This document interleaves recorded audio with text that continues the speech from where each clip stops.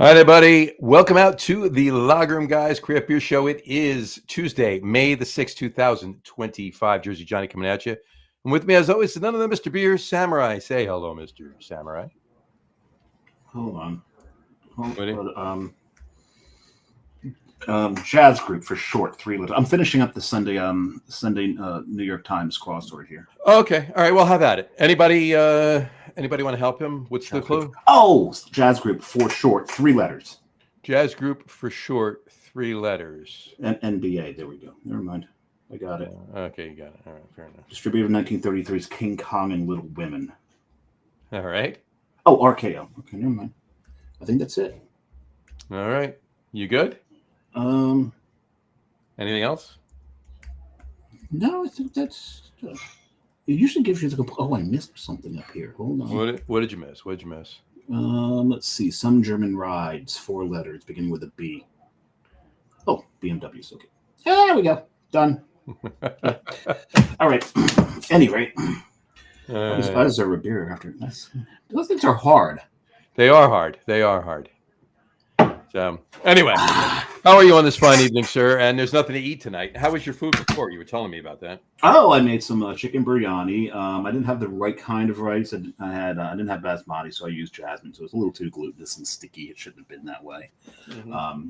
So I had a few more things to do, but I've got the basic technique down. So I just got to get the right ingredients and try that again. Could have been hotter. It was because you did in a crock pot, right? I did in the crock pot. No, I mean as far as heat's concerned. I meant as far as hot spice wise. Yeah, biryani is always flaming hot sometimes. Gotcha. Well, you said it was when you said you tasted it before. You said it was tasting like it was. Yeah, no, I think that was just the liquid. I think it was the I think the rice soaked everything up. But gotcha. No. It's a good first start, and now I just need to build on it. We'll see from there. But yeah, I don't think we have any food holidays today, do we? I don't think we have any food holidays. No. No. Well, not food per se, but liquid. And I don't know. I've been struggling with how to celebrate this day. I don't know if you have any ideas. Maybe the guest has an idea. Maybe some of the viewers have an idea. I don't know. I mean, it is National Beverage Day. So we got to figure out how to celebrate that. How can we celebrate National Beverage Day, folks? Write in really quick if you're watching the show. Let us know. Give us an idea soon how we can celebrate National Beverage Day tonight on the show.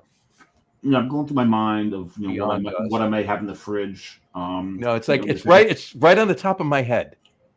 I can't think of it. It's like laurel leaves. Laurel leaves are not a beverage, John. No, I think it's above those. Whatever. We'll get to it. We'll figure it out. Let us know. More importantly, today is set aside to honor 2 very, very important groups. Mm-hmm. The accordion players. World Accordion Day. Happy World Accordion Day. That's it. No, maybe a little more important than that. All right. Teachers and nurses. Teachers and nurses. Happy National Teachers Day. It's actually National Teachers Week this week too. First full week in May. And this is the actual day of the celebration too. So it's both. It's National Teachers Week and National Teachers Day, and it's also Happy National Nurses Day as well, which is also near and dear to Dave's heart.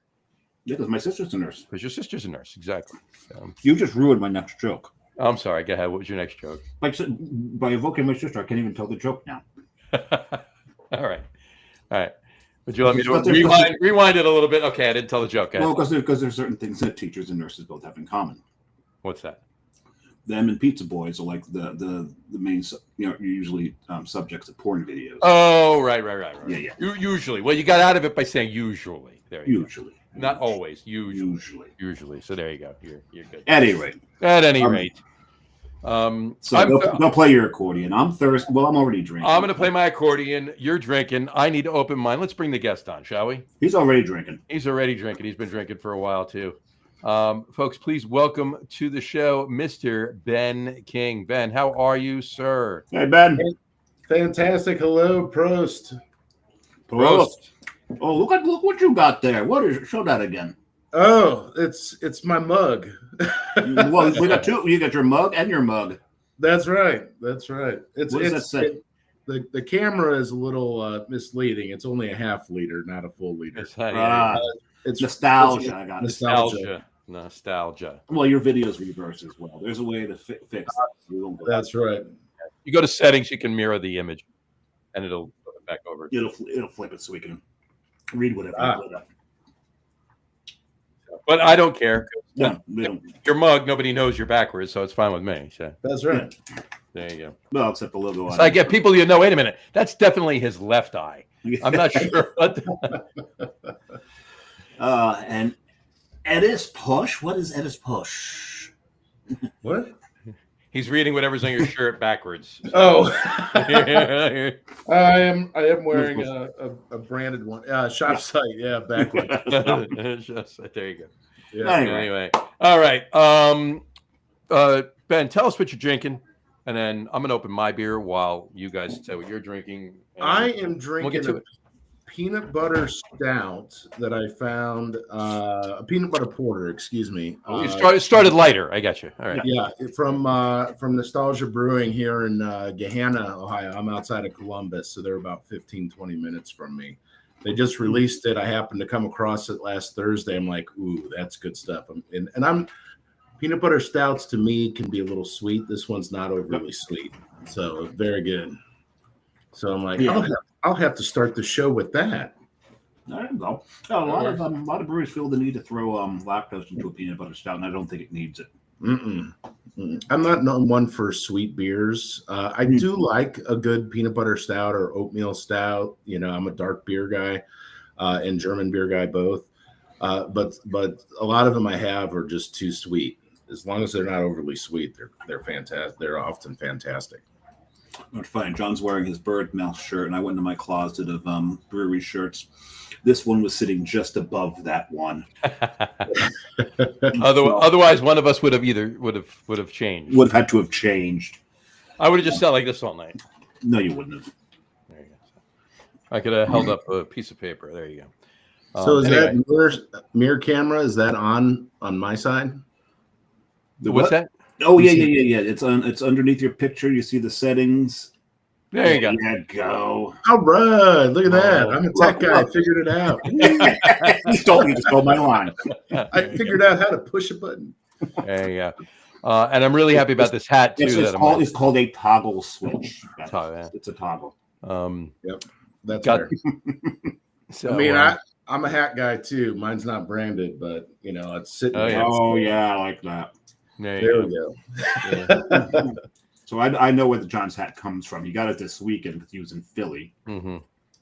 Were you in Philly?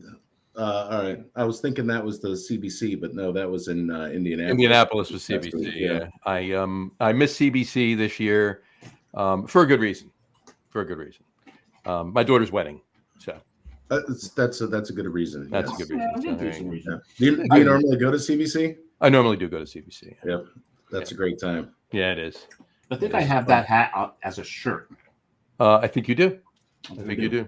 And I will be at CBC next year because it's in Philly where I just was, and I'm 45 minutes from Philly. So okay, we'll stay there. I could drive there every day if I wanted to, but I'm not.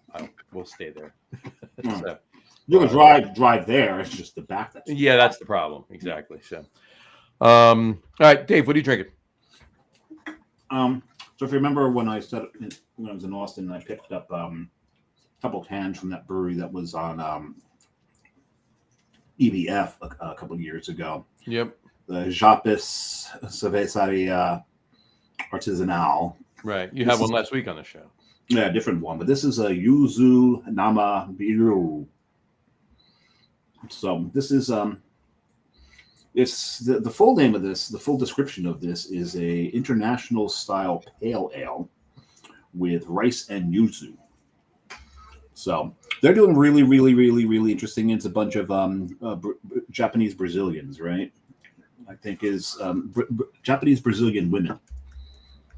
Yes, couldn't get more niche than that. You couldn't get more niche than that. Yeah, that's for sure. It's definitely throwing a bitterness, which has got to be the yuzu. Yep. Yuzu is quite a bitter. It's a fruit, isn't it? Yuzu. It is. Yeah, it's a Japanese fruit. Yeah, it's like a bitter pear or something like that. And so they're using that instead of the hops in this, and It drinks more like a John's Hat Pilsner. Mm-hmm. But I'm digging that. It's going well with my pretzels, but it's making me eat more and more pretzels because of the bitterness. Well, that's not bad. No, it's bad for my wife. I'm usually the one eating the pretzels. You're out of pretzels, aren't you? And I'm out of pretzels. I didn't buy a new bag. I finished them last week on the show. What are you drinking, John? I am drinking. Save that. I am drinking a Pilsner. It's a French Pilsner called Hunspach. Hunspach. Hunspach. Well, it's French. It's a French Pilsner, so I don't want to say Pach. But it's from Brewery Brewing in Nashville, Tennessee. Hunspach sounds like a German word. It does, right? But and I put it in. Head's gone, but the head was nice when I poured it. So, Prost. If you want to French Prost. There you go. Yeah. Oh, I get it now. What's that? So Hunspach is a French village on the German border. On the German border. There you go. That's what it is. That's what it is. So it's probably in the Alsace. Yeah. Hmm. You're probably correct. It's too far south to be in the Alsace. Speaking of CBC, when a couple of years ago when CBC was in Nashville, spent a lot of time at Brewery during that week. That was fun. Yep. I was at that one. I didn't see you. Yeah, I didn't see you either. Yeah, because there's only like 4 or 5 people there. So that's right. I still can't get. I've got some amusing stories from CBCs. The first one I went to was in Philadelphia, 2016. Yeah. Yep. Yeah. I still can't get used to it being pronounced Barrique because Barrique, yeah. Because the brewery's Barrique, isn't it? It's pronounced Barrique, the brewery, but not the brewery in the United States. The brewery. Yeah, gotcha. Yeah, it's Barrique, so it's kind of weird to me. But at any rate, I mean, hey, for all I know, it could be Barrique. I did talk to a few people there, but they never actually did say the name of the brewery to me while I was there. But everybody that was there, when I was there was a lot of people there from CBC, and everybody was pronouncing it Barrique. So, and anytime I've heard it since then before, it's been Barrique. So, yeah. So, it is what it is. It is what it is. All right, we got our beers done. Moving on. What? I've got an idea for beverage to celebrate Beverage Day. Oh, what was it? What is it? Ovaltine. Ovaltine? No. And we'll think about it. Maybe. If we don't come up with something better in the next 10 minutes, we'll go with it. Okay. Let's drink. We'll drink and think. Drink and think. Be sure to drink your Ovaltine because that was the yeah. Okay. Was the decoder thing on A Christmas Story. So, and there you go. Speaking of A Christmas Story, you know what? We'll get back to that. Let's proceed with the show. Yeah, let's talk about Ben. Let's talk about Ben. Let's start with the question we ask everybody first. Mm-hmm. First time on the show, anyway. To the best of your recollection, Ben, what was the first craft beer you ever had? Oh my goodness! And you can go like this with craft beer. It doesn't have to be. So the first craft beer that I ever had that I enjoyed, or the first craft beer? The first craft beer. Both works. That's fine. The funny thing about me, even though I started a brewery here in the U.S., I didn't care much for beer in my youth. I was a wine snob. My wife and I went to Napa, and Sonoma Valleys for our honeymoon. Because I didn't think I liked it, because I didn't know enough about beer at the time to realize that all my friends were hopheads, and there's nothing wrong with that. My palate's different. I hate hops. You will never catch me drinking an IPA. I just don't like them.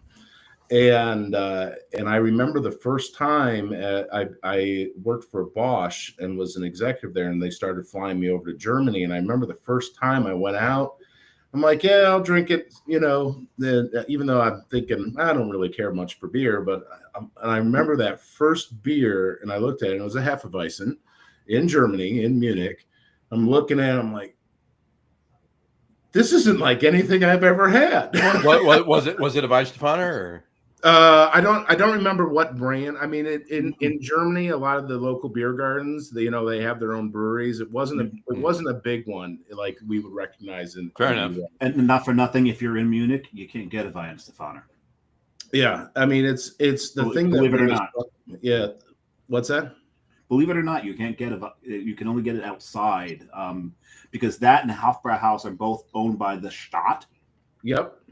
Only Hofbrauhaus is served in Munich. Weihenstephaner is served outside Munich. It is it's a weird thing. It may very well have been Hofbrau, but whatever it was a local. It wasn't a Hofbrau. It wasn't. It could have been Augustiner. It could have been.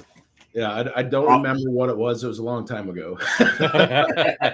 but I remember it was a Hefeweizen, and it was served, and they were all drinking liters. This is a half liter. It was twice this size, and which is roughly 32 ounces.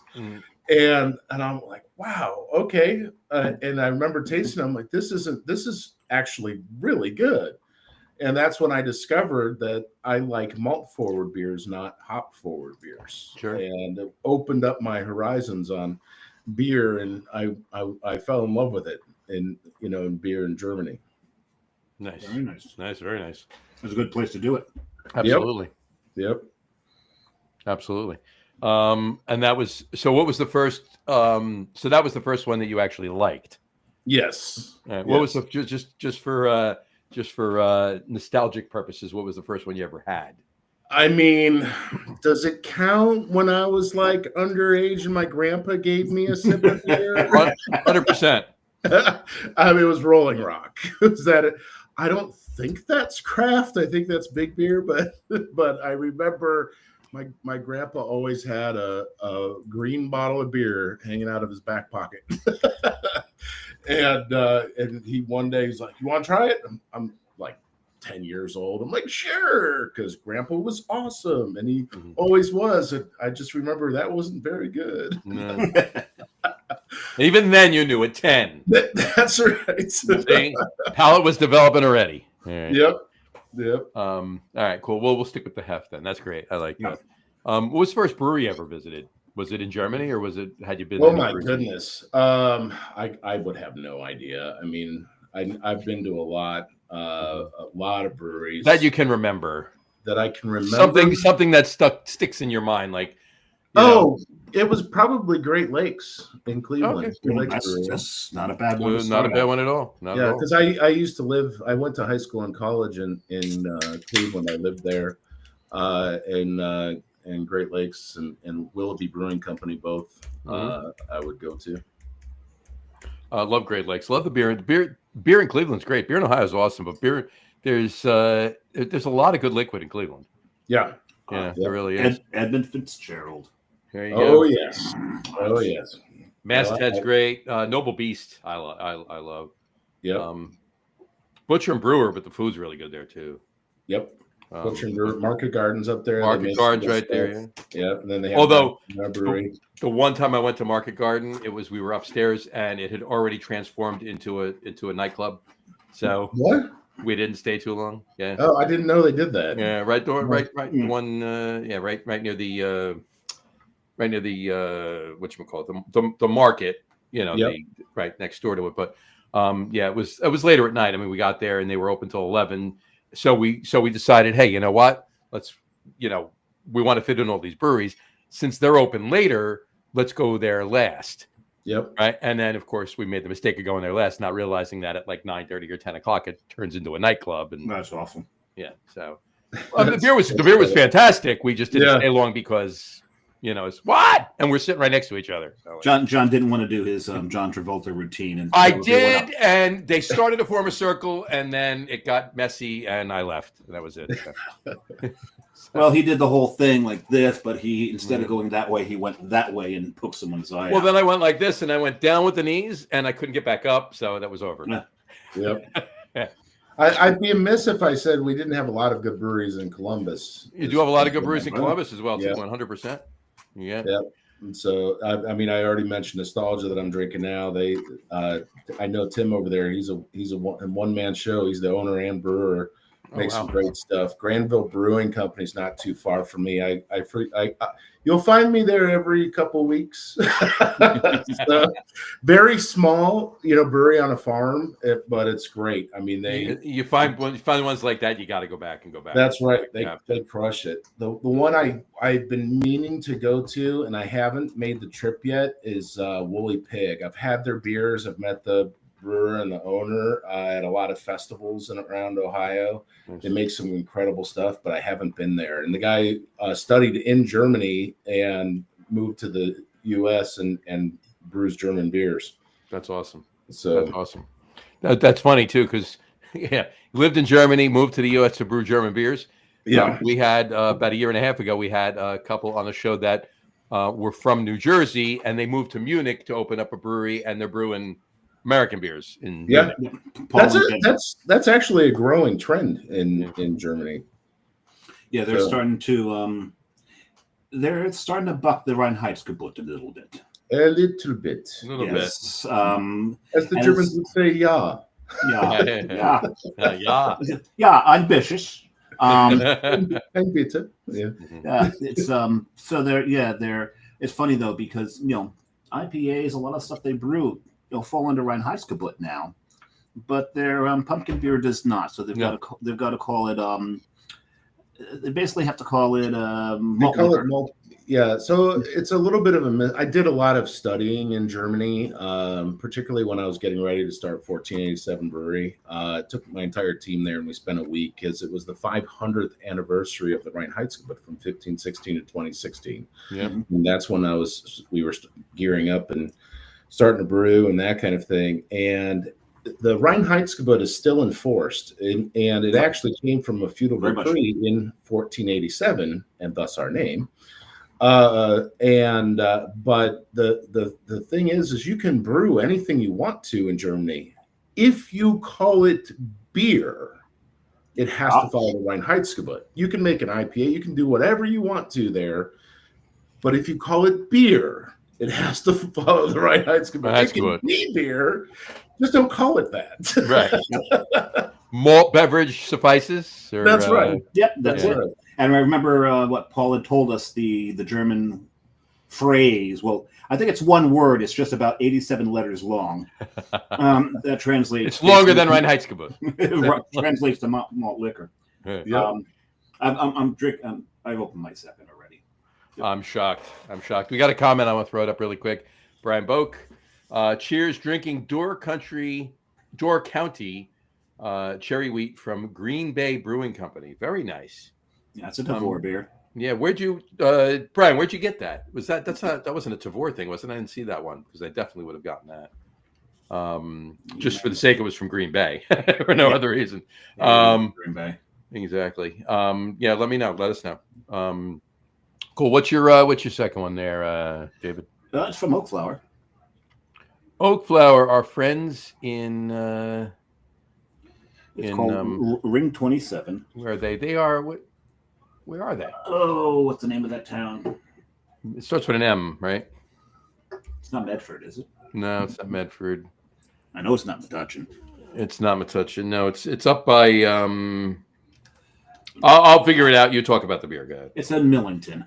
Millington, that's it. I type a lot faster than John does. But we love these guys, and this beer is Ring 27. It's this like their single? I think it's their single hop series or something like that, and they're very, very, very involved in horticulture.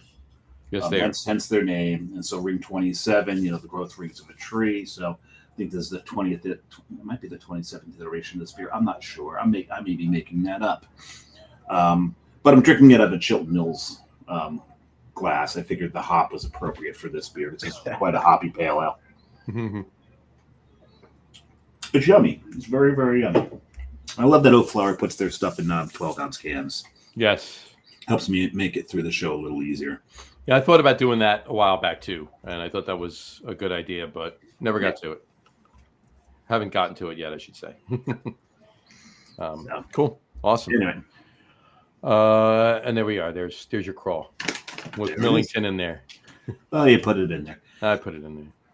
So let's talk more about 1487 if you want. Yeah, let's go back to that. So yeah, Sure. Go ahead, Dave. You named it for the Bavarian beer purity law. I did. Which predated Reinheitsgebot. Yeah, it was actually put in place by Duke Albrecht IV in the year 1487 by feudal decree, and then in Bavarian region of Germany at that time, they picked that feudal decree up in 1516 and made it law in the entire country. But there was a slight change to it, though, right? Well, they did. I don't remember the exact year. I want to say it was whenever they discovered what yeast was. They just knew breweries and bakeries worked together. Oh, no. I mean, in 1516, before they discovered yeast, they had a slight change because in 1516, it stipulated hops. I didn't come across that in mine. Maybe it did. No, it's been a while since I did the research. Yeah, well, no, it's changed a few times. It has. I mean, it changed a few times back there. It's more because early on they weren't using yeast; it was just open fermentation, and it was ambient organisms that were infecting the beer and causing the. Yeah, they didn't know why. I remember reading it. They didn't know why. They just knew that in order to do a brewery and do it properly, they had to open it in close proximity to a bakery. Well, that was because of the wild yeast in the air. Like, I wonder why this is working this way. And it was. They like jelly donuts. That's right. That's right. Yeah. But I do remember going through what really stood out to me and my team as well when we were there was going through like the they have a hops museum, they have a beer museum, they have like we do the natural history museums. Mm-hmm. Beer is just ingrained in their culture. No pun intended. No pun intended. Yeah, no pun intended. No. Don't be a coward. Intend your fun. So it was really eye opening for us to experience that. Well, that's the whole thing about a lot of the European countries. Every city, the social environment of the city was centered around the brewery. Oh yeah. And still to this day, still to this day. Now they don't really have to. A lot of the cities would have their own different style. Yep. And it wasn't just to be different, it's because it was a long horse ride from city to city. So they developed different styles, didn't know styles from the different cities. So now they don't really have to. They can do whatever style they want because, we've got some pretty fast trains that actually don't run on time, believe it or not, for Germans. But they still insist on their regional styles, which is still cool to keep that history intact like that. That's the thing that really struck me is going out. So my partner in setting up 1487 Brewery was Thomas Garba, and he was an executive at Bosch. He's a German. He studied in the U.S. and came over to get his degree here, and then went back. And he's like, Ben, I could never find a good beer. So you worked with him at Bosch, and the two of you. Yeah. Part of my responsibilities as an executive at Bosch at the time was to push and pull innovation business ideas to and from the American region to the rest of the world. Now, was it the tools or the appliances? It was the appliance division. Okay. So you guys have the best damn dishwashers. Bosch, yeah, we did. Bosch, Thermador, Gaggenau are all under their brands. Nice. So most people I talk to don't know Gaggenau. You would know Gaggenau if you had an executive chef on your personal staff. That's how we spend. I will go ask her now. Yeah. I've heard of Gaggenau. I have never seen it, used it, whatever. I've heard the name before. Oh, the experience with Gaggenau was something else. If memory serves me correctly, now it's been a few years since I've been there, but you could, at the time you could get a Bosch kitchen for around 50, Thermador for around 70. If you had to ask, you couldn't afford a Gaggenau kitchen. Yeah. So, but the stuff was amazing. It was, and it was custom made per order. You would get a concierge and that would work with your executive chef. I don't know how I got down that stuff, but it was high quality stuff, man. It was just amazing. Bosch is good stuff. I still Bosch is great. Yeah, Bosch I haven't is worked for great. Bosch in years. But that was the low end, huh? Yeah, that was for their brands because they were all premium. That was their entry level brand for the US. And then they go up from there. So the best part of my time working there wasn't just the appliances, because Bosch makes all kinds of things. It was trading appliances for power tools. So what you don't see is I'm in my office. What surrounds my office is is a big garage in my tool area, and I got all Bosch power tools from that time. All those blue Nice. tools, huh? Yep. Very nice. Very nice. And I'm sure there were a bunch of them at the breweries too, right? Oh yes. Oh yes. You can imagine so. The only issue that I ever had with the Bosch dishwashers, is it running? Did I press start? Yep. It's too quiet. It's too quiet. There you go. Oh, it's funny you mentioned that. So what I would do when I was traveling, because I mean, it was probably 2013. I spent almost 300 nights in a hotel. I was traveling the world, for Bosch, and That must have sucked. It did. I got a family. I mean, this was after you're married. But I was doing it by myself. Okay. If you're married, single, it's fine. great. Yeah. I thought you were like single and you weren't married yet. I was like, no. Been happily married for have at it. 19 years now. So God 4 kids. God bless you. Yeah. But I mean, one of the things. You said 4 kids? 4 kids. Yep. That's where the hair went. That's right. Yeah. Well, I only have 3. I still have it, but it's gray. So. I'm getting some gray in here. There you go. I have 3 boys and a girl. My youngest is my baby girl. So yeah. My youngest is my son. I got 2 girls and a boy. So let me guess. She gets away with shit they never did. Of course. Same with. That's the way it works. Yeah. I've got 2 boys and a little girl, and they say to me, "If we said that to you, you would knock us into yesterday." I'm like, but it's. Yep. She's my baby. The opposite. Yep. But all right. So you're traveling the world. You're in Germany. You decide you're going to study up on German beer because you fall in love with it. You and Tom, you said, your partner at the time. Yeah. So I actually pitched the idea of opening a German brewery in the U.S. as part of my responsibilities at Bosch back in 2015. Okay. And Thomas was he was the global head of innovation, and he was my boss. And he goes, Ben, are you serious? And I said, it's fun. I did it as a lunchtime pitch, to our small team. And I said, you know what? If somebody would do it with me, I would do it. And he goes, let's go out to dinner tonight. Just you and me. And I said, okay. And he goes, I studied. I remember clear as day where we were sitting there at a nice steak restaurant. He goes, I studied at MIT. I could not find a good beer in the U.S. He goes, I had to make do with Sam Adams. I mean, it was okay. There's nothing wrong with Sam Adams. So. No, not at all. But I get where he was going. So. Yeah. But you know the Europeans used to say about American water, right? Oh yeah. It's like having sex in a canoe, fucking close to water.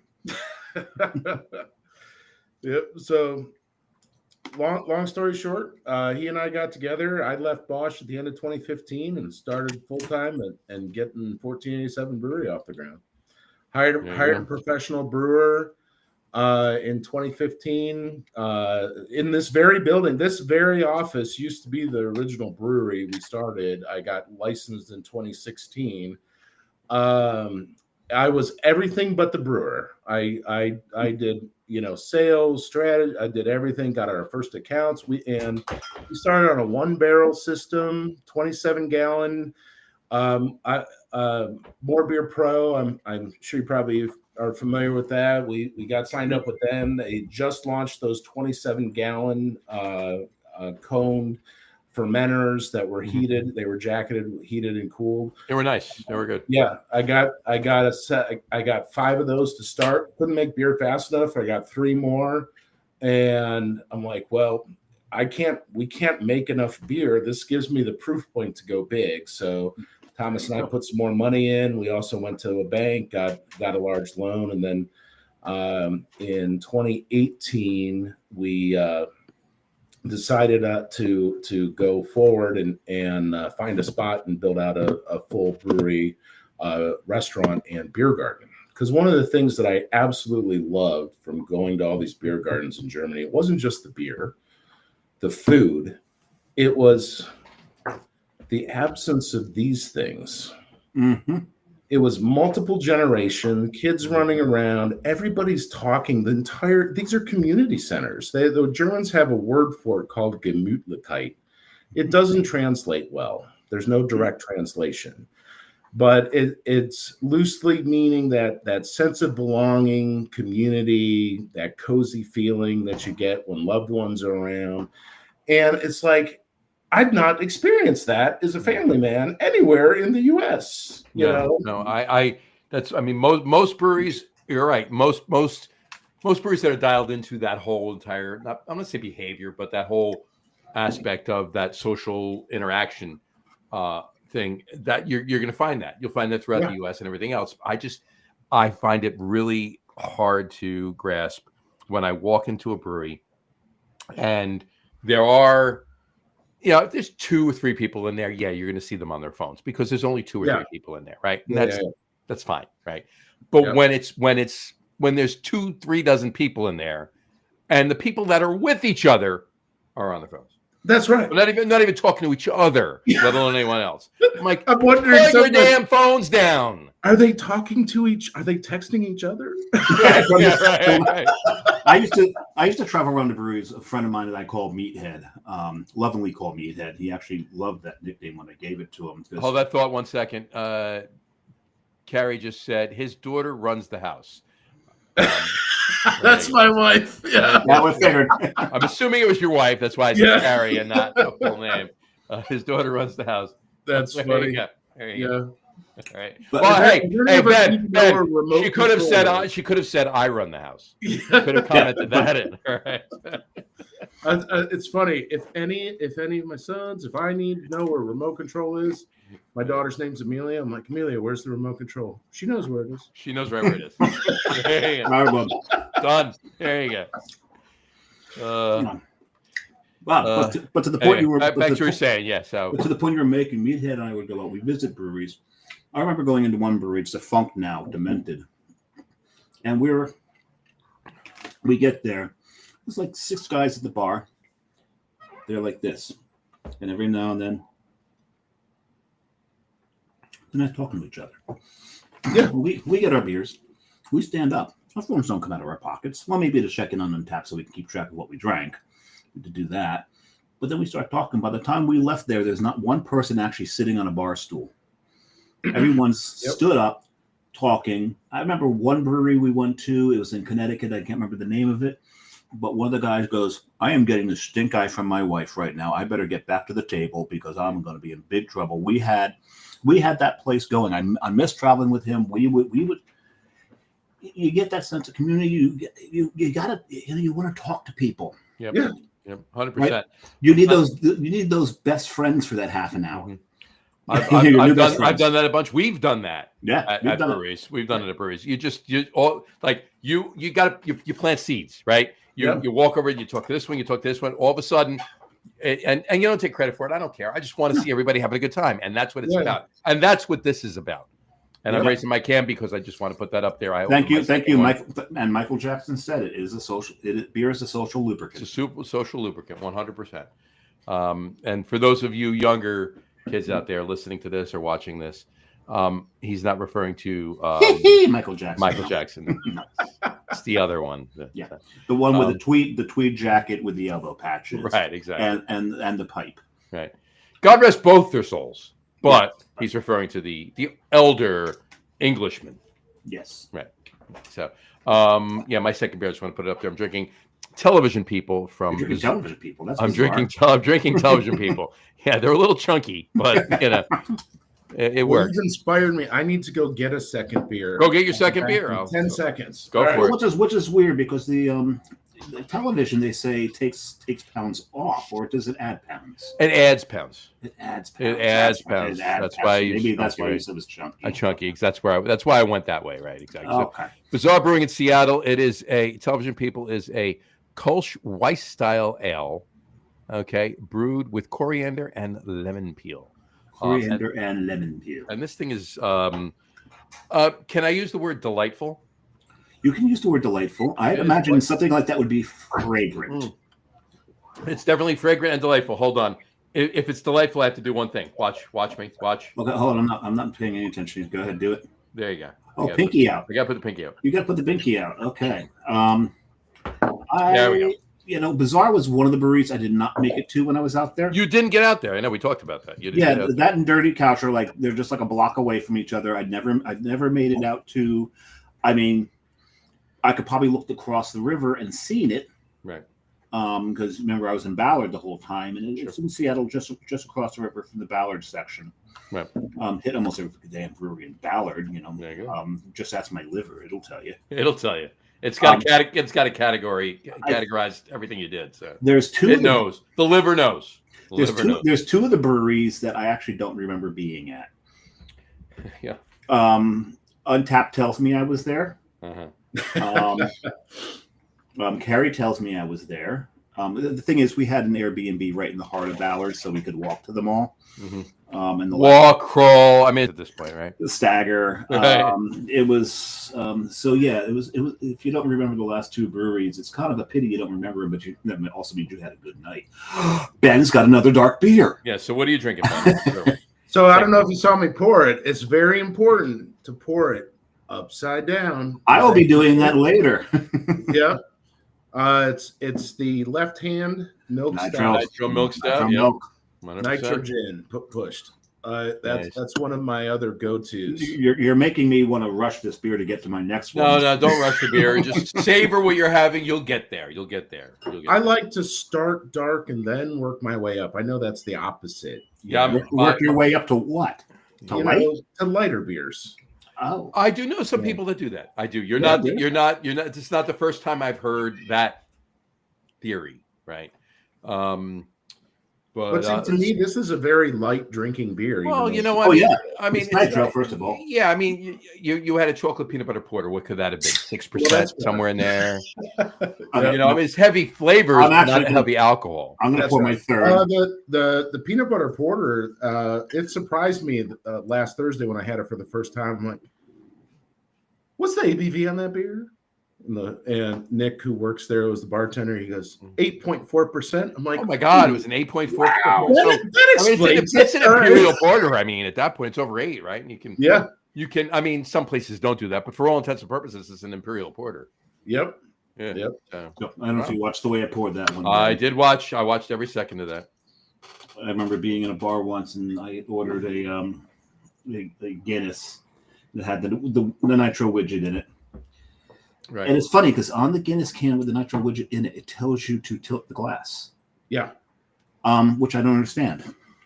I don't. The way I like to do it is I like to put it. I chose this glass for a reason because it's wide enough to actually fit the can. I like to put the can right into it and then just slowly raise it just above the head to get that nice aggressive pour.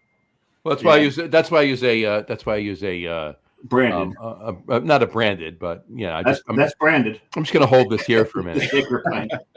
That might be a brewery that John might be attached to. It might have done some brewing this morning. It might be. No, that's why I use a pint glass because it's wider. So that's my point. Well, what I poured shaker pint, if you will. So. I decided to join Ben in his nitro stout. Yeah, from Lawson's. So Lawson's is mostly known for their use of hops. They're the kings of hops in the Northeast. They are. And kudos to the owner. He's from Jersey. From Jersey. So yeah. Pete Lawson is from Jersey. Sean. That's right, Sean. I'm renaming him Pete. Sean Lawson. That is Sean Lawson. But this is an Irish style rather than a milk style. So I went dry. Ben, who claimed he doesn't like sweet, went with a sweet stout. And I'm not getting to but I know that one. It's not all that sweet. I'm not going to get quite to a stout. I'm going to get close to a porter. I got a brown ale next. So there you go. So. I'm going to get close to a porter too, but I'm not going to open one. It's sitting right over there next to me. It is close to me. I'm close to very many stouts and barley wines over here, if you know. So, but I'm not opening them. Hey, if we go to a fourth, I may open a barley wine. There you go. I have a lager next. So There you go. you need to refresh the palate after There that. you go. Well, I just, I did a lager, I did a hybrid, which is the Kolsch, right? Yep. And then I'm finishing with an ale. So. You got to put the last comment, John. We got another comment. Here we go. That's Carrie. Midwest sober, dark too light. There you go, Carrie. I like that. That's a good one. Cheers, Carrie. That was great. Cheers to that one. I like that. One of my favorite things about there's so many regions have their things. They've got their idioms. They've got their ways about them. Right. And my favorite thing that I hear about the Midwest is the when you've got the guest that just has overstayed their welcome a little bit, and the way the host deals with it. Well, and that is how they get rid of, apparently, in the Midwest, and a guest that's overstayed their welcome is. Mm-hmm. And I don't know if that's true. I don't. You know what? That might be true what you're saying, but people that I've known from the West, I haven't never seen any of them do that. And John overstays his welcome all the time. All the time. It's got to be. I overstay my welcome in my own living room. I've never heard that before, but now that you say that, that might actually be. It might not be a bad idea. I got to take a note of that. There you go. Carrie, make a note of that. Look at the time. There you go. Look at the time. I got to go. I got to think. Think. But yeah, I overstay my welcome in my own living room. So I've overstayed my welcome on this show. We did that a few weeks ago. We wound up. What did we do? A 3-hour and 20-minute show? That was long that week. You should have seen the death stare I got when I opened the door. It was better. It was better than the one you got after the big beer show on New Year before New Year's Eve. No, that was more concern than anything. John had to text my partner. Is he okay? Is he okay? Yeah, exactly. Ben, we do our last show of the year, our pre-New Year's Eve, between Christmas and New Year's. That show we do. We have 4 or 5 beers, and they are at least a minimum of 12%. Oh wow! Yeah, okay. And I went through 5. I went through 5 in about an hour. He went through 5. No, it was more than an hour. It was closer to an hour and a half, hour 45. All right. I think you actually opened a 6th one. I think that was your problem. I did open a 6th one. I finished my 5th one about 45 minutes after the show. I was just sipping on the 5th one. He finished his 5th one, went to a 6th one, and it was bad. And then disappeared for a while, and I was later on found being very, very friendly with a cool piece of porcelain. Yeah. As the analogy goes, as the fable goes, whatever you want to call it. Idiom. There you go. That works. So I mentioned earlier, Great Lakes was one of the first, craft breweries that I remember. I remember when their Christmas ale first came out. It was only released in Cleveland, and it was like 9% the very first year. And I had no idea what it was. Mm-hmm. And I was this was before Bosch. I was an engineering manager, and I was hosting my team at a Winking Lizard that happened to have it on tap. The Winking Lizard is just a bar there that has a ton of craft beers, and I'm drinking it out of a half liter, and it's this high ABV beer. And I had no idea that it was above 4%, let alone 9%. 9%, right? Until I got up, and I was like, "Ooh, I guess I won't be driving, and I'm the manager here. I need to leave." So I called 2 of my buddies to come pick me up. Unfortunately, this was during a time I was dating my wife, and she remembers the story very well. So I won't go into the details, but when you call a couple of friends to pick you up and They take you back into the bar first because they want to get some drinks. Those are true friends. The night doesn't end well. It doesn't end. It doesn't end well. It doesn't end well. I mean, I could tell you stories upon stories upon stories. Anyway, good. For but the boss, who's not here right now, she's actually working tonight, in Cleveland. Actually, she'll tell a story. She's working in Cleveland. She's working in Cleveland, actually. No, the story's from Cleveland. She's working in Manasquan, but misplaced modifier. Okay, right, exactly. She'll tell a story of me trying to crawl on the ceiling. We'll leave it at that. We'll just leave it there. All right. But anyway, and that was after a full day of drinking in Cleveland. Yeah, that was an interesting day. Anyway, so back to 1487. Okay, quick comment before we get off the topic. Quick comment before we get off topic. Seth said, "Now that's what friends are for." Hey, Seth's a good friend of mine. Was he one of the ones that you called that dragged you back into? He was not. He lives here in Columbus. So, yeah. Fair enough. Yep. He was the one with me though last Thursday when we tried that peanut butter porter at Nostalgia for the first time. All right, there you go. Did he have it too? I believe he did. Seth, tell us what you think of it. Of the eight was it 8.4? You said 8. It was 8.4%. 8.4%. Yeah. Yep. That's a big peanut butter porter. I don't think I've had a bunch of peanut butter porters, but I don't think I've had any that were pushing 9%. I've never had a peanut butter. No, I I was surprised by that. And because I wear these days in my older age, and I could read the digital menu up at Nostalgia, but I didn't see the small print that said 8.4%. Right. I mean that's harkening back to your not seeing the little print that said 9% on the Christmas sale. Well, it was an open bar, and they kept refilling it. Because I was, so I did. So apparently they didn't notice it was 9% either. Yeah, apparently not. I'm like, sure, I'll have another. It's fine. Yeah, keep coming. So Ben's last trip to the optometrist, like, well, you see pretty fine, but you seem to have this blind spot for numbers. Yes, you don't see the numbers. Seth just said that peanut butter porter was solid, not too sweet, well balanced, and a terrific finish. Look at that. There you go. Ooh, very nice. Very nice. Cheers, Seth. Prost. Thanks. Prost. Yes, absolutely. Cheers. Well, I'm drinking a Kolsch now, so I can actually say prost. Yeah, it fits. I gotta say, Sláinte. I'm drinking an Irish stout. Have at it. We try to do that. We try to do cheers in the language of beer style that we're drinking. The beer style that we're drinking, exactly. So Ben, 2016 you started it. In 2018 you decided to open the full. Oh shit! We're back to 1487. Oh yeah. Not 1842, 1482. So I 87. I said 7. I thought you said 2. Yeah, 1492 is where I was going with. It's a crooked number, but yeah, Columbus. Crooked number. That's Columbus. Yeah, that's a whole different. That's a whole other thing. Yeah, smallpox and everything. Yeah. So I went to work, looking for a place to. I wanted to have a big beer garden, at least 100 people, if not 200 or 300, and a good size, place for a brewery and a restaurant. So I went to work and looking at, found a business partner that was willing to build out the whole thing for me. And we partnered up in looking for sites. We finally landed on one in Plain City, right on the Dublin border, west of Columbus, in 2019. Did a full build out. We're getting ready to open in 2020.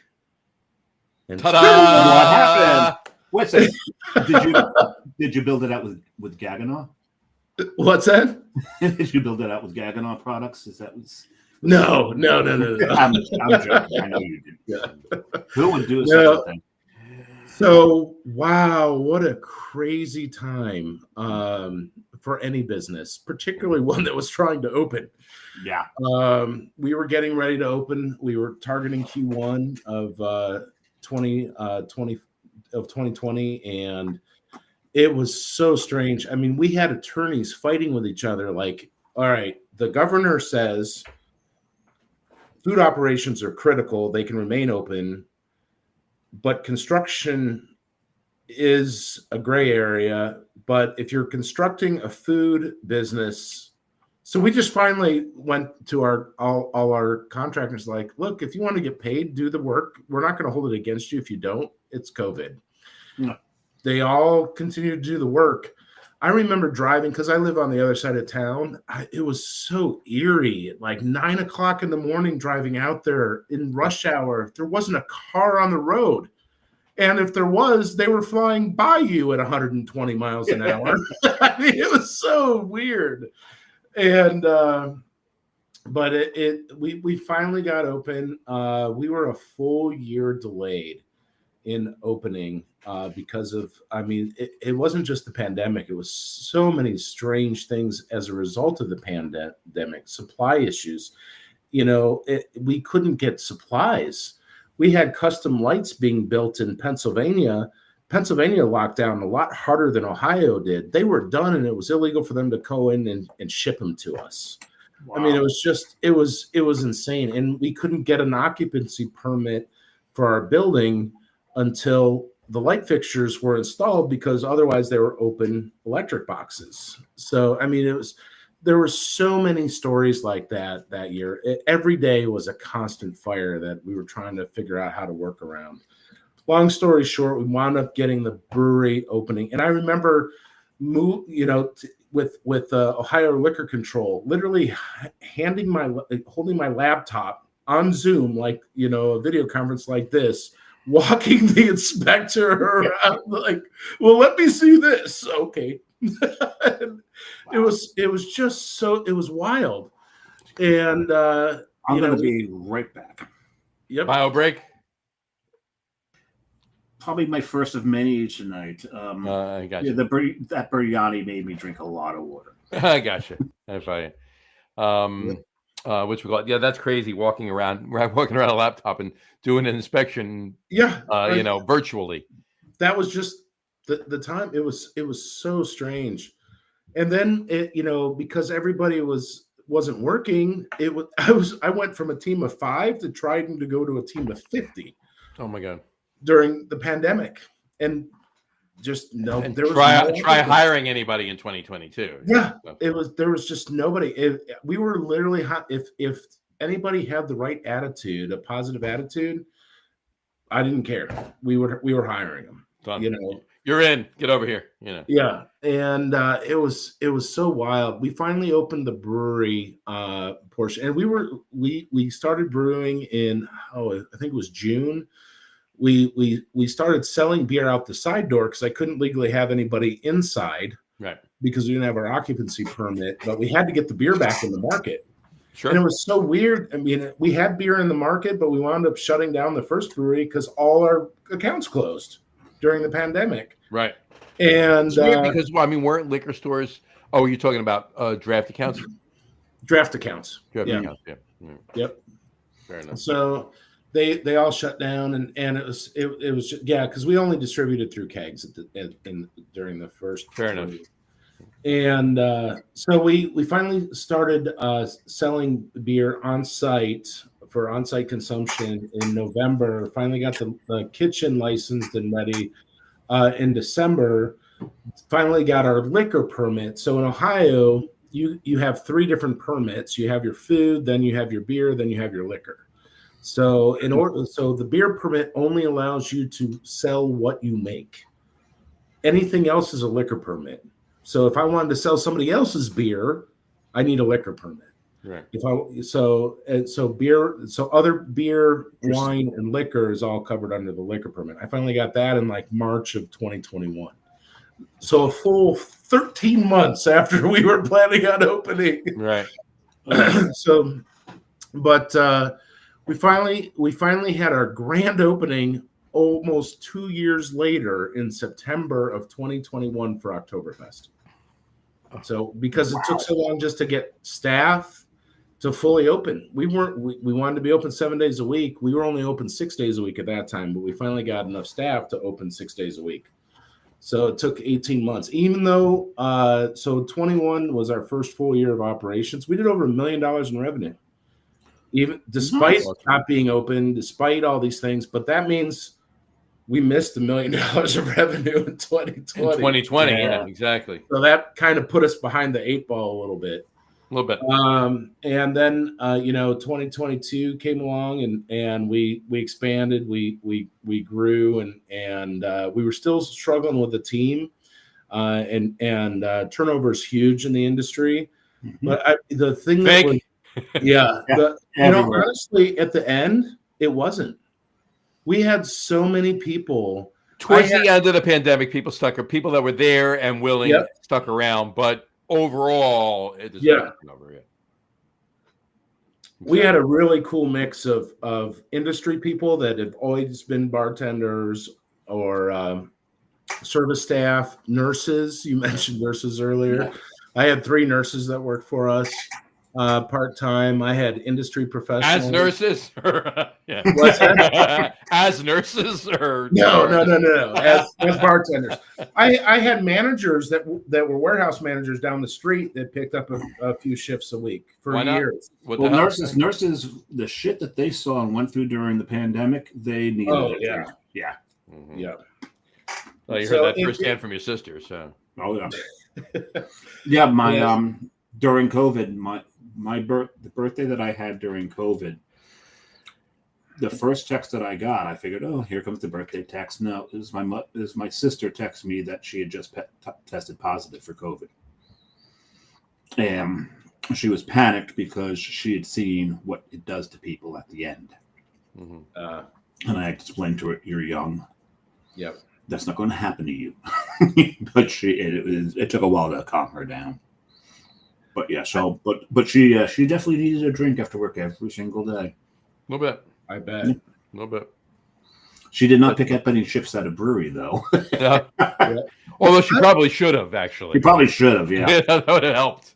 I honestly, we had our team was amazing. They still get together to this day. They became so close, and because the brewery's defunct now, right?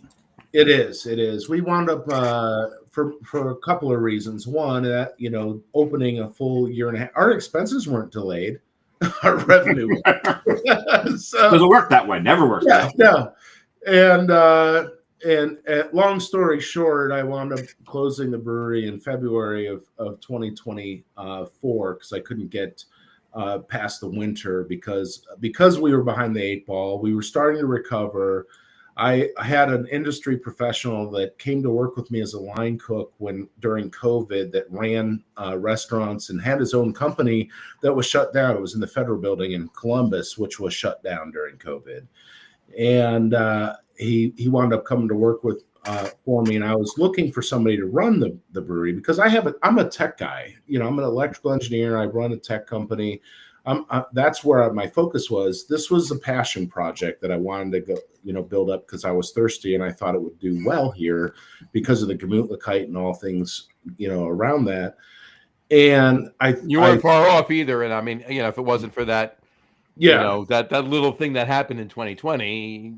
Oh yeah, have been different, it's like with any startup, you can control a lot, you can't control timing.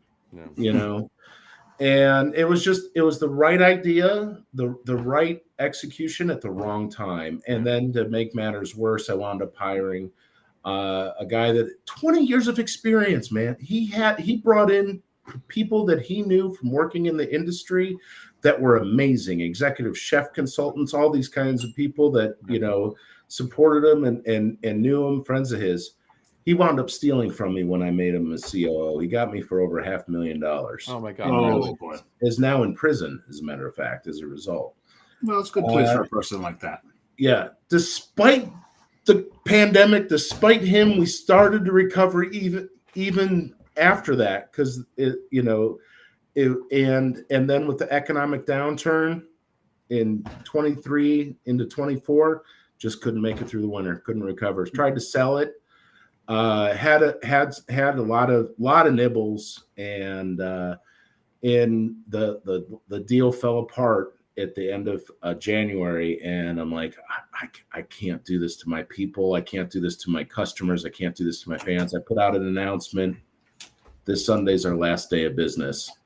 I'll tell you what, that Gemütlichkeit I spoke about, that came through in droves that last week. I'm still tired from that last week. We had a line of people waiting that next morning to come in. I had staff come in that I had fired 3 years earlier, come in to help. I had supply people, industry professionals that supplied goods to us, come in to run our kitchen on the last day, just making recipes on the fly with whatever we had left. I had customers that had met at our place, that got married, that had kids, the impact, the positive impact we had, that Gemütlichkeit, that sense of belonging, community, we achieved it. I have no regrets. You have to miss it. I do. I mean, I don't miss running the kitchen. I'm not gonna lie. But I do. And I still, I just re-upped our website, 1487brewery.com, because I put it as a tribute to those that not as a desire to ever reopen. No, because I need to stay happily married. Good point. Yeah. Point well taken. Yeah. And honestly, and we know she's listening. So and we know she's listening. Yeah, it was a stress on the family. I mean, if any other time, I think it could have been great and it would have been a wild success. But it was a financial tool. Of course. But if you reopen, you can put your daughter in charge.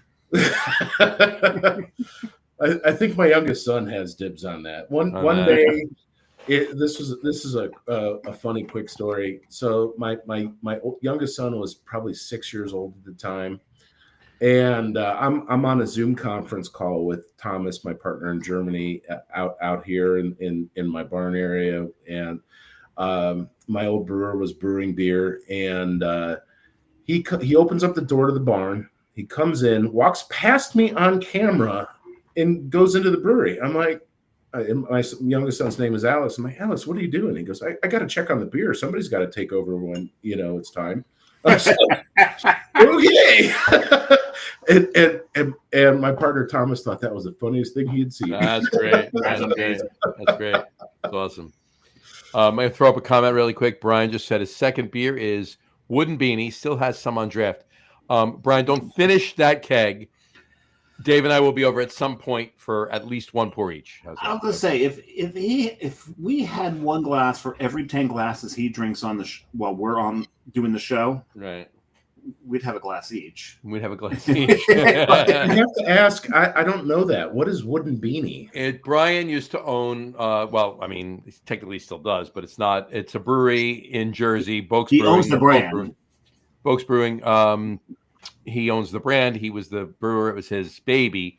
He closed it 9 years ago. Okay. I had the final going away party, obviously, and we were all there. But in another story in another day. But his Wooden Beanie it's either he makes an Abbey Brown Ale and he makes a Belgian double. It's one or the other that he takes and he ages in Jack Daniel's barrels with Madagascar vanilla beans. Wooden Beanie.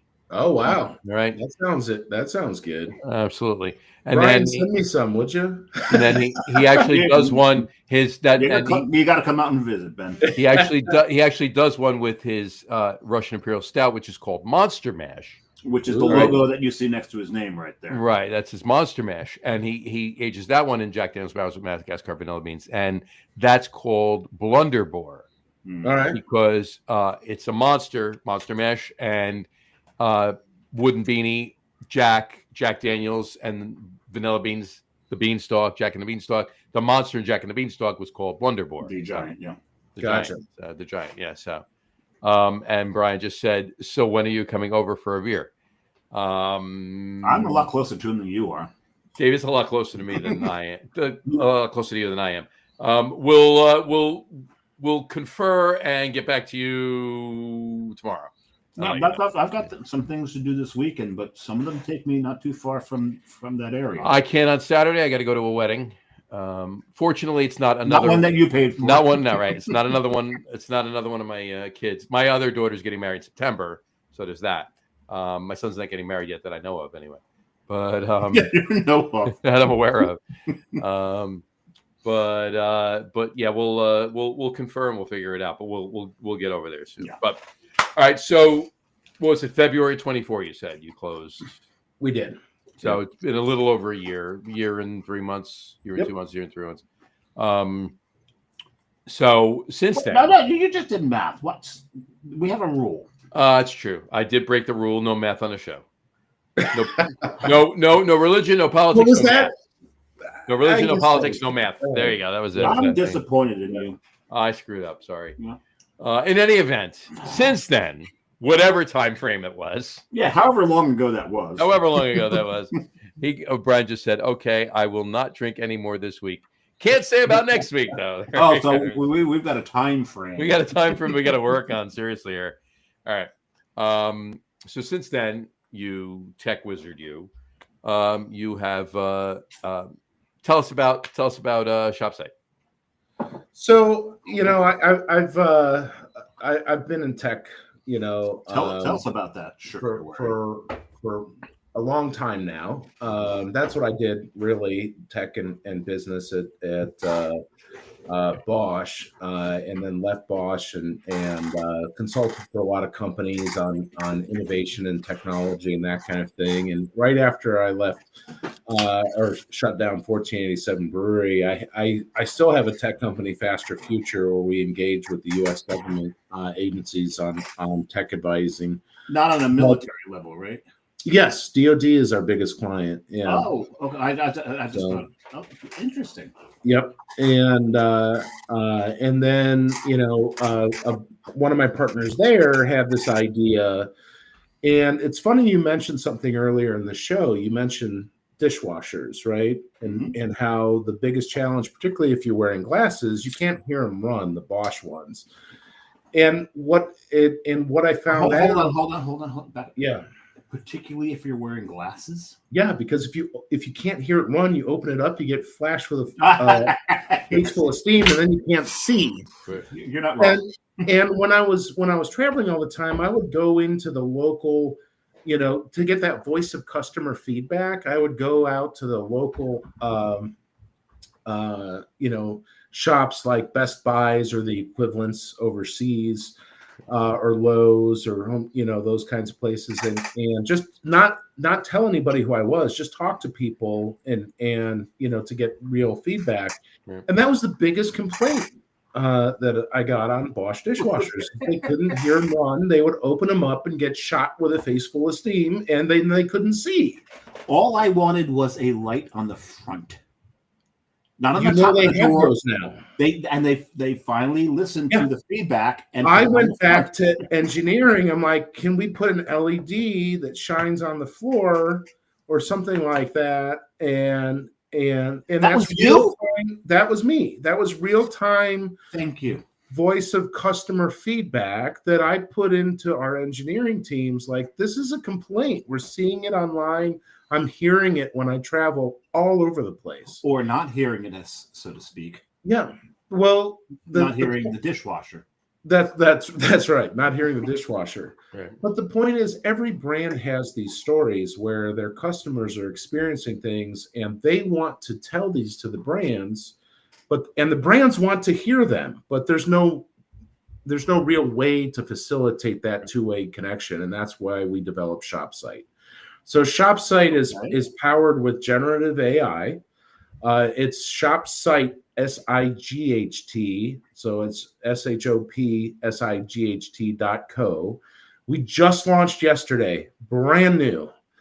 And what it is, it allows anybody to become a trend maker using generative AI. You don't have to be a creative to develop we have a lot of things that are running right now on the site, from what we call design challenges, where you can create like a futuristic car with just words, and it comes and the AI generates images, and then you can tell it how to change it.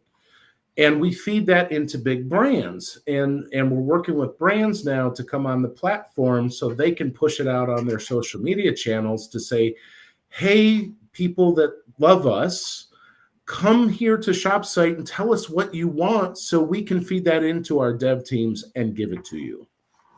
in mass. Wow, that's awesome. Interesting. That's Yes. very interesting. That's very interesting. That's not what I thought it was going to be when I first heard the name and started looking into it a little Well, bit. it's like shop site, SIGHT, not SITE. Site That's is correct. That's Yeah. a correct. website. You're going, you shop, whatever. This Yeah, is and it's shop not site. .com, it's .co. It's shopsite.co. CO. And I figured out a way to not understand any more of this conversation whatsoever. I opened this up. Is that you did open a barley wine. Uh-huh. All right. This is Avery's, the Reverend. You're a nut. You're a nut. You're a nut. I'm gonna sleep well tonight. Yeah, but that's a barrel aged quad. Yes. Oh, okay. I thought you said a Yeah, barley yeah, wine. no. I thought it was gonna be barley. I have a barley one in there too. I grabbed this instead. Well, I'm empty, so I'm gonna go get a refill. I'll be Oh, right yeah. back. Go get your Another refill, and then I'll tell you what I'm drinking, and then we'll get to our top three. It's an interesting top three tonight. So It is. Yeah, no. So this is. It's been a while since I've had this beer, and my complaint about it the last time I had it was that it was overly sweet and boozy. there you But this has been in the can for a while. go. Your bathroom? It's been in your bathroom? Why do you keep it in there? Because the porcelain's nice and cold. I mentioned that earlier in the show. That's true. We did talk about that. You're right. I'm sorry. And the fact that this is, I think the last time I had it, I think it was quite fresh. And like a barley wine, these things can't be all that fresh, otherwise they're going to burn. Right. At the bottom of the can says "Irreverently Yours." Irreverently yours. Yes, and I think that's. I love Avery. I love Avery. I love everything about the brewery. This is 8 months old. And I love the brewery itself. I love the area it's in. I love Boulder. I need to get out there. This is drinking quite well at 8 months old, I've got to say. Usually a barrel aged quad. I mean, you're still going to be fine at 8 months old. You'll get some oxidization, but at that a beer like that, it's only helping it. It's not. Mm-hmm. Yeah. No, and you can definitely get a little leather. You'll get a little dark fruit. The leather is there. It's dark little fruit, tobacco. The dark fruit in the sense of like a slow plum. Yeah, in that sense. Right. There is a. We mentioned them earlier, Ben, and he had to go grab a Weihenstephaner. Oh, he's got a Weihenstephaner lager. Yeah, he's got. Yeah. That's what I'm drinking. We saw that, and he not only he doesn't have he's opening up two to fill the half. Well, of course, you have to have a full beer. Yeah, we gotta bring it to the top. Yeah, so I put in my black is beautiful glass because it was I could reach it. It was right there. This is not black. It is very, very brown. Yeah, the leather's there. Everything that is, but that fruit is very fruit forward, and and so anybody who knows anything about Belgian beers, Belgian yeast. When I say fruit, there's no fruit in the beer. These are the esters coming off those yeasts that are throwing that dark plum out there. A little bit of and raisin. Plum, the raisin. You gotta love it. So tell us, Ben, you're drinking Weihenstephaner lager. Yeah. And wait a second, he needs a moment. Jawohl. Enjoy it. Jawohl. Zumfall. Yeah, I my last time in Munich, I was drinking with some friends that I had met in Montreal who was from Austria. We're allowed to do geography on the show, actually. And hopefully we'll see them next year again. Yeah. And they taught me Zumfall rather than Prost. Zumfall. Right. So every time that we toasted, and that was another one of those nights where I remember being at the last brewery. I don't quite remember leaving the last brewery. Much now. I would be amiss if you asked me a question earlier about a beer and experiences. I'd be amiss if I didn't tell you my favorite style of beer. Go for it. Oh, we need to know this. Yeah. What is it? Have you ever heard of a Roggen beer? Of course. It's the rye. The rye. Hands down, it's a rye Hefeweizen. Hands down, it is my 100%. Favorite style of beer. That's not a damn thing wrong with that. I found that in a very small village outside of Munich, in the Bavarian region of Germany, and there's nothing like this either. I'm like, I need to start a brewery and bring this. And I remember the conversation I had with my brewer, Matt Crema at the time. I said, we need to bring a Roggen to market. He goes, a Roggen? What the hell is that? And we visited Weiermann Malts in Germany, and they gave us the original recipe that they had on their books for Roggen, because even the Germans consider it a dead style. And he goes, that will never sell here. I said, yes, it will, man. And he goes, why?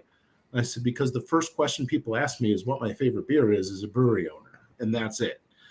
And much to his surprise, we did just a small batch, a 5-barrel batch, and it just sold out of, crazily, because nobody was familiar with it. Everybody tried, and it was just a really good beer. If we found out very quickly, you either like rye or you don't. If you like rye bread, you're going to love this beer. If you don't like rye bread, it's not for you. But fantastic beer. And I found out through history research, it was the original Hefeweizen. The Hefeweizen originally, hundreds of years ago, when they were just gathering ingredients on the field and brewing whatever they could find with, actually made with rye, not wheat. Yep. Wow, that's my absolutely favorite bottle that I have here, that I always keep one. When this runs out, I'll get another. By far, whether it's bourbons or gins or anything that I like. Yep. Victor's Straight Rye. Straight Rye. Straight Rye. That's it. I am a rye. I'll say whore. Yeah, I would. I'll say whore. Yeah. And I brought one bottle of spirits back when I went to Austin, and it's still Austin's cast strength rye. Nice. So you're looking at a couple rye fans here. And we both had Roggens. We both love Roggens, and especially those styles that, most other people don't appreciate. Mm-hmm. We brew an ESB with rye. Okay. But there was two places I was going with that. One of my favorite styles is a Lichtenheiner, which is a sour smoked German. It's a lager, isn't it? It's a smoked sour lager, yeah. Yeah, smoked sour lager. It really comes off as like cheese and smoked meats. Pretty much. It's almost like an Italian deli. It tastes like an Italian deli smells. But the other thing is, so John's Brewery, Coastal Brew Works, they actually on Untapped got the gold, national gold. And there's my that's my third beer. Right? They got the national gold for a Peter's beer. Okay. And they almost brewed it again this morning, but they did it as a collab with another brewery. And we did a 5-barrel collab of our Peter's beer with another brewery. It's their beer that we collab with them. It's gonna be a dry hopped version of it, so it's gonna be a little different. And that should be we'll talk about it on the show when it's gonna be available. It's gonna be brewery only. A 602 might make it out, but it's going to be a brewery only thing for them. Seth has another comment for the rye conversation. There you go. Seth said, Brian said, I am not a rye guy. I'm going to bring this fall to 2 Giants tailgates, Brian. I will bring a couple of rye beers and a couple of ryes just to see. I mean, if you've had it before, I'll ask you beforehand. You don't like them, then I won't bring them. But you didn't, I'll bring them, see how you feel about them then. But Seth said, that's a solid pour there. Have you tried E.H. Taylor Straight Rye? I love E.H. Taylor Straight Rye. That is a, that one's beautiful. E.H. Taylor's amazing, yeah. But this one, yep. Oh my God, John. So when I was at this distillery, I had texted John the menu. John didn't see it till the next day, and you were gone already, and I lost out on that. But I would have told you to bring me back the same bottle you got. So it is. You have no idea what you missed out on. I can imagine. And you're never going to get a taste of it. Sorry. Well, thanks. Thanks. Are you going to finish it tonight? Is that what you're going to do? I'll finish it before I see you again. There you go. Well, I have several beers for you, so maybe you won't. I've got several beers for you as well. There you go. By the way, my third beer, just to put it on record, if you will, is a beer called Stay Where You Are. Stay What You Are. 5% brown ale, and it's from the Seed, but it's a collab with Tonewood Brewing too. Oh, that's a beautiful thing. Yeah. Those are both in New Jersey. Two very solid breweries in New Jersey. The Seed is in Amanda. She's amazing. In Atlantic City, and Tonewood's over in Barrington and Oakland Park. Oakland Park. Right. They have two spaces: the original space and then Barrington. The Barrington Brewery is amazing. It's huge, but two very good breweries. One very good beer in the collab. Fantastic. So there you go. Cheers. Oakland. Oaklyn. Oaklyn, yeah. Oakland, yeah. So, not Oakland, which is up in North Jersey. Oakland. I thought it was in California. Oakland is in North Jersey too. It's Oakland is in Bergen County, New Jersey, and in I guess across the bay from Alameda County, or maybe no, it is in Alameda County. Didn't it? It is in Alameda. In Alameda County, yeah, it is. Yeah, it borders Alameda. Right. So there you go. Cool. Anyway, all right. I'm ready for top three. What do you guys think? Sure. And the top three brought to you by our guest. Top three brought to you by ShopSite or ShopSite. There we go. 1487 Brewery or Ben. All three. No, let's not do it by 1487 Brewery because it's brought to you by ShopSite. There you go. There you go. So our top three list tonight is top three favorite songs that may be embarrassing to admit. Top three favorite songs that may be embarrassing to admit. Guest of honor, you always go first, and it's your list, your idea. Yeah. So have at it. Start us out, please. So to be clear, are these the top 10 song or three songs, that we like, that we jam to when it comes on, that we just don't tell anybody that we like the song? Mm-hmm. That's how we read it, was that pretty much, yeah. You really like the song, but you're really not going to admit it to anybody because you might be a little embarrassed to admit that you really like this song. And John and I were talking about this earlier. It might be one of those things where maybe in a certain group, had you said it, that'd be like kind of cool. Yeah. So John's significant other is a huge Gilmore Girls fan. Yeah. And by osmosis, so is John. So if he were to say the theme to Gilmore Girls within the group of friends with Jess, that'd be acceptable. Yeah. He mentions it in the beer group. All the beer group would be like, or something like that. And I could wick up, or as if you will. I can't say that. Right back up. First of all, it's 1971 Gold because that song came out from Carole King in 1971. It's not one of mine. I'm not saying it is. Just saying. But it is. But yeah, she's written amazing songs too. I'm not saying this is the case. I'm just saying this is an example. Right, it's an example. Right, but that's just it. Right, and that's where I kind of went to. There may be some facets of people and some cliques of people and some groups of people where it's not a particular song that I might say on my list is going to be embarrassing. It would be fine to say there, but in different groups, it's not going to be. But go ahead. Anyway, so. Okay. So my number one song. Are you going 1, 2, 3 or 3, 2, 1? Ooh, that's a good question. What's standard protocol here? It's whatever you want. We go 3, 2, 1. 3, 2, 1. You can do whatever you want. You can do 2, 1, 3 if you want, as far as I'm concerned. So 3 is not an overly embarrassing song. It's just I've been told by friends that it's not a real band, which I disagree with. It's a hair band from the 1980s. Def Leppard is the band. Every time I hear this song come on, I got to stop what I'm doing, and I got to jam to Pour Some Sugar on it. All right? Knew that's where you're going to do it. And fun fact, I know we don't go into religion, but I do identify sometimes as a Christian. I always thought lyrics in the song were break the Bible, break it up. It's not. It's break the bubble. As an adult, I actually looked up, what does this actually say? Because I don't know. I've been singing it for 30 years. What does it say? It's break the bubble, break it up. All right, I just want to show one thing here. All right, I had to say it's me without a beard too, and it's many years ago. Okay, that's me singing "Pour Some Sugar on Me." I just had to do it. I had to do it. Right there you go. So. And what was it? Was it 4 shows ago, 5 shows ago? Our top 3 was top 3 misheard lyrics. It was. Yep. Mm-hmm. Oh, I've got a good one for that. I sung propane for 10, 15 years until I realized it was cocaine. It's all right. It's all right. It's all right.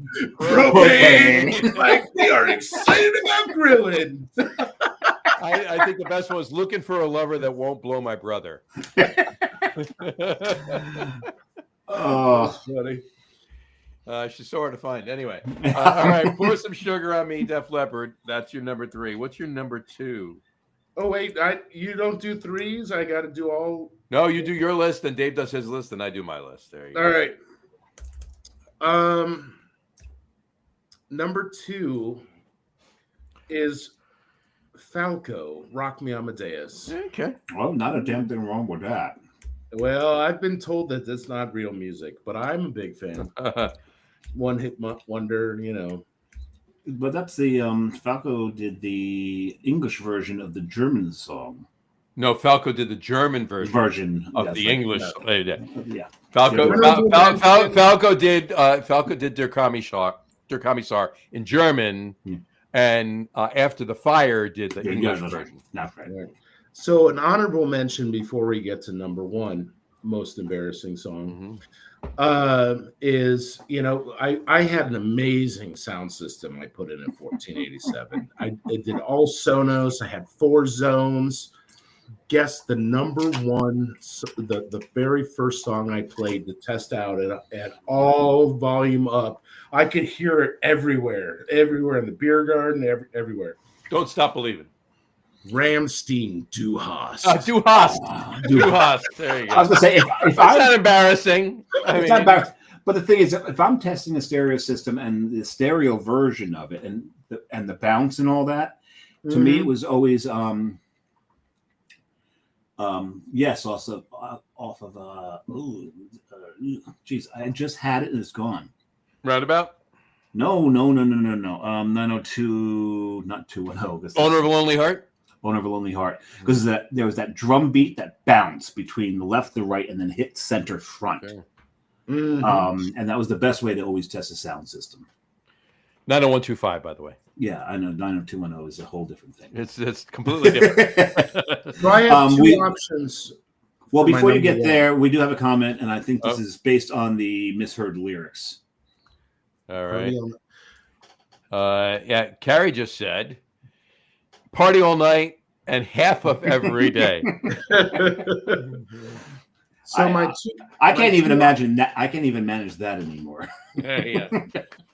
Well, Carrie is my wife, so I would give you the option. We could ask her what my number 1 embarrassing song is, and she's not prompted, by the way, and she would know. All right, I'll tell you what, Carrie. Or I could tell you. No, Carrie, type it in, and don't look at the comments. I'll put it up afterwards.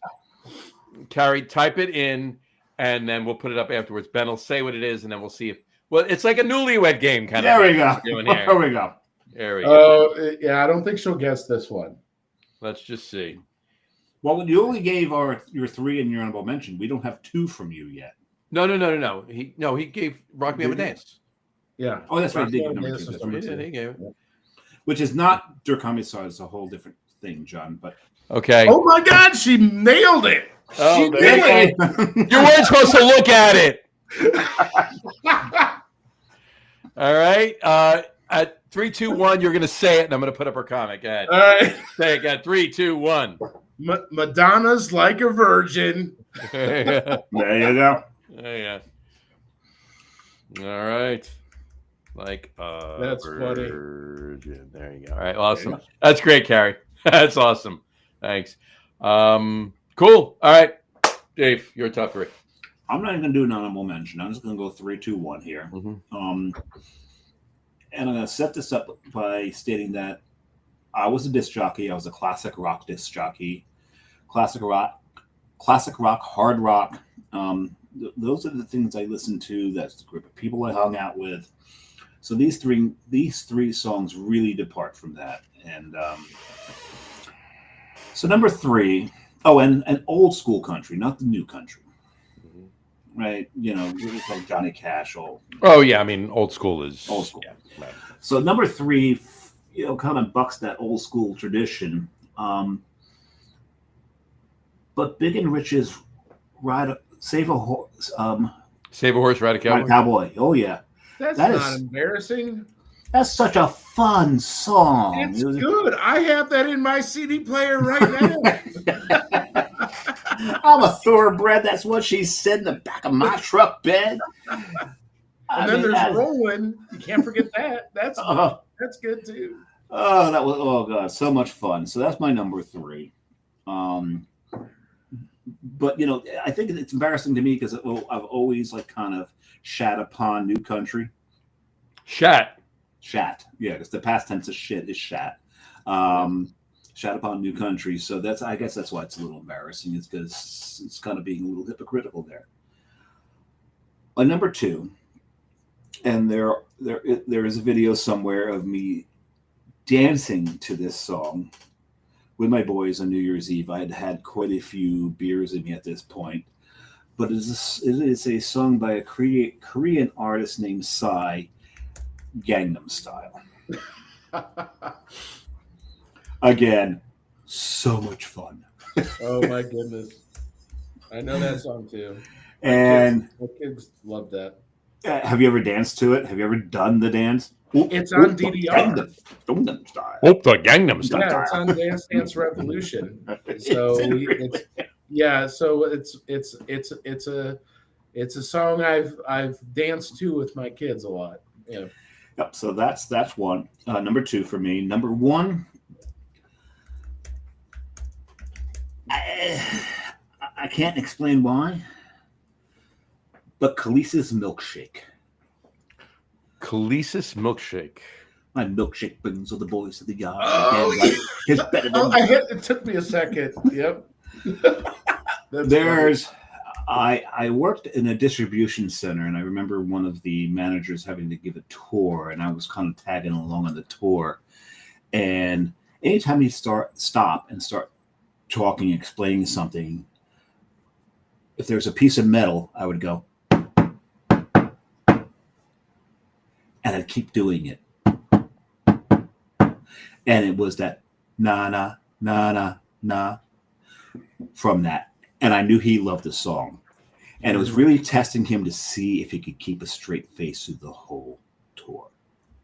And at the end of the tour, he's like, I wanted to kill you. I knew exactly what you would do. But yeah, so that's my number 1, Khaleesi's Milkshake. That's a fun song. Nice. All right, mine. All right. First of all, I'm going to preface this by saying, like David and I said before, there's always going to be a group of people that no matter what, that aren't going to, you're not going to be embarrassed to admit a song to, right? Mm-hmm. But back in the day, I DJ'd too. All right. And I was in many bands, as you just saw a picture. I mean, that's even recent, right? I can't even say recent. That picture was probably 20 years ago. You didn't have all right. Recent. You didn't have a beard. I know. That picture was probably, no, I had a beard then. I just had it. I had shaved to grow in a fresh beard. Kind of follicles. Follicles, right. Anyway, but that picture was probably 20 years ago. But I'm going back to the 80s in bands, and most of the bands I was in were progressive rock, classic rock. When I say classic rock, I don't mean 80s because we were in the 80s. Mm-hmm. Classic 80s rock wasn't classic rock in the 80s. It was right. So that whole musical crew that I was around, these are songs that were embarrassing to admit to them. That they would never let you play live. Right. I could never play any of these songs then. And my number 1 isn't even a song that was out then. But if I admitted it to him now, it would even be worse than the other 2. Right? That kind of thing. And here we go. So my number 3, the Monkees, Pleasant Valley Sunday. Nothing wrong with that. Nothing wrong with that. But we're talking a group of people. We're talking a group of guys. I mean, most of the bands I was in, we were playing Pink Floyd. We were playing Yes. Of course, we were playing a ton of Rush. It's all prog rock. And I'm going to play, Pleasant Valley Sunday or Last Train to Clarksville or from the band that introduced Jimi Hendrix to the masses. You had to be there in the 80s. It wouldn't have been. Okay. All right. So and there's a connection, and the reason I went with that one, it was Monkees, right? Monkees was the main thing, right? If I had mentioned a Monkees song back then, dude, we're not playing the Monkees. No, come on, that kind of a thing. So I picked Pleasant Valley Sunday because that was that's higher up on the list, and I picked it because we made the whole Carole King conversation before that Dave was saying. For the Gilmore Girls theme, Carole King wrote that song. Mm-hmm. So this is just off the wall comment. Mm-hmm. You know how fingernails on chalkboards bother some people? Mm-hmm. Mm-hmm. It doesn't bother me at all. The sound of somebody brushing their teeth and anything played by the Monkees does. Now I'm embarrassed. Not. There you go. No, I honestly look. Hey, I grew up. I'm going to go out on a limb and assume Dave and I are slightly older than you. I don't know. Dave and I are pushing 60. You? 51. Oh, all right. So you're close. Yeah. You look younger than. You look good. I would have said 44, 45, 46. Yeah, I would have done mid-40s. Yeah, I would have. Hey, thanks. You want to do this again? We'll talk later. So my you know what? Out of everybody's, my number 3 actually got the result that I wanted it to get for this list, right? Because anything Ben said, I'm like, no, that's fine. That song's good. What are you talking about? Right? Fingernails on a blackboard, Monkees on the radio. That's what he's talking about. So anyway, so yeah, that's that. My number 2 is going to be again. I went bands. Right, and then I picked one of my favorite songs from the band. Right, I did it that way, and that would be Chicago. That was like a huge. What is that? Which Chicago? Chicago, the band, Chicago. No. There was 2 Chicagos. There was 2 Chicagos. There was the one where Peter Cetera took over, where it just became bubblegum. No. Peter Cetera didn't take over. Peter Cetera was in it from the beginning. He was in the beginning. No, but he took over as the lead singer. He was singing. I'll give you the history if you want. I know the history. I'm talking. No. I know what you're talking about. And we're talking about the 80s, and we're talking that was when David Foster came in and became the producer. That's when the music changed to the bubblegum pop. Yeah. That had nothing to do with Peter Cetera. That had everything to do with David Foster. I promise you it did. They were a rock band back in the early days, and I'm talking about off of the second album, Chicago 2. They were not. They were a blues rock fusion band. Right, 25 or 6 to 4. That's my favorite song. And Terry Kath, God rest his soul, that solo, that guitar solo, is one of the best rock guitar solos ever.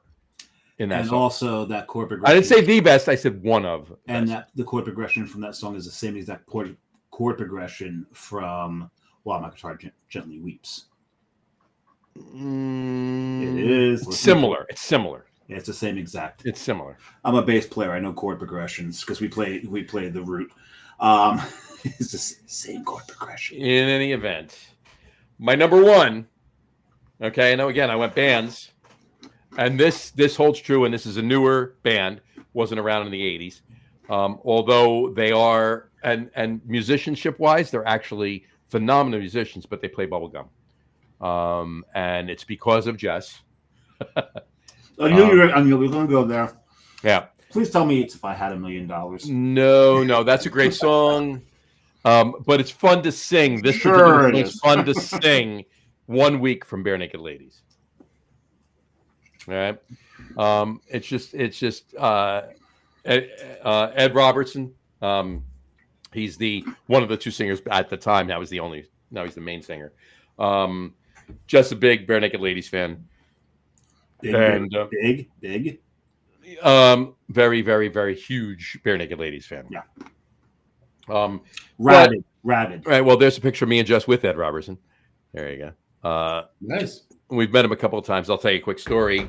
We saw him in 2014. We saw him. John has limited himself to 2 selfies on this show. I know, I did. I limited 2 selfies. Is that a common theme? No, not. It's an occasional theme. All right. Okay. Anyway, in 2014, we saw him in Rhode Island. I'm gonna put some pretzels in my mouth so I don't comment on that. I know.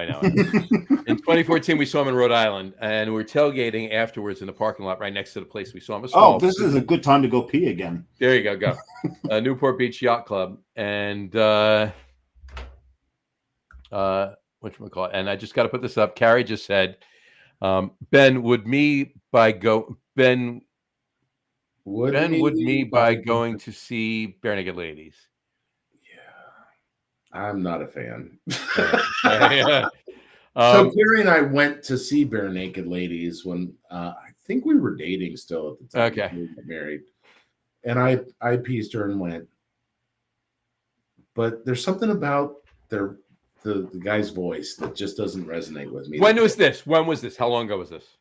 Well, I mean, we've been married 18 years, so it would have been 19 years ago. 19 years ago. So you're talking 20. So like early 2000s. Yeah. Okay. So Stephen Page was still like the main lead singer. Ed Robertson was the other lead singer. Stephen Page has been out of the band since then. Anyway, look, I was never a Bare Naked Ladies fan. Here's the thing. I've always been a fan of Bare Naked Ladies, just not the rock group. 100%. That's where I was, right? That's right here. Just put that out there. I'm with Bet on that one. All right. Somebody had to say it. Right. So Jess basically, let's put it this way. The band I've seen the most in concert all time is Rush, and I saw them 24 times over the years. Okay. Bare Naked Ladies, I've now seen 12 times, more than that. Wow. 12 or 13, because we got to go see them every year, right? Yeah. And we're going again in July. So, well, plural. Carrie said 2005. 2005. There you go. Yeah, it was still Stephen Page, but you plural don't have to see them every year. No, I know she does, but I go singular. Here's the have thing. to see them every year because. So I respect to remain happily. I don't dislike the music. I do like One Week because it's fun to sing. It's just like I like singing that. Go back to a Monkey song. You know the Monkey song. What's the probably not. Going down where Mickey Dolenz is singing "Going Down the River with a Saturated Liver," and I wish I could forgive it, but I do believe that way too. Anyway, so I like it's not rap; it's just fast talking, and that's what One Week is. So that's why I like the song. But in any event, so 2014 we're in Rhode Island seeing them, and we went up tailgating afterwards, and we wound up ironically parking right next to the tour bus. Long story short, I did not pee long enough because. Long story short, shut up. I'll be finished if this. You shut up. I'll be finished with it in a second. I peed and you're not finished yet. Well, Ben and I were talking about something else. Anyway, which we call Carrie commented in. That's why we were delayed. So anyway, so we I guess papal dispensation right there. There you go. We don't anyway, we want to tailgate. We wound up having beers with them. We wound up hanging out, talking to them, drinking beers with them. All right. That's cool. Fast forward 4 years to 2018, we go see them in Coney Island, and we parked and we're walking up, and the bass player Jim, as we're walking up to the boardwalk to go into the amphitheater where we're playing, he's standing there. He looks at me and he points and says, "Beer guy," from 4 years ago. So that was kind of cool.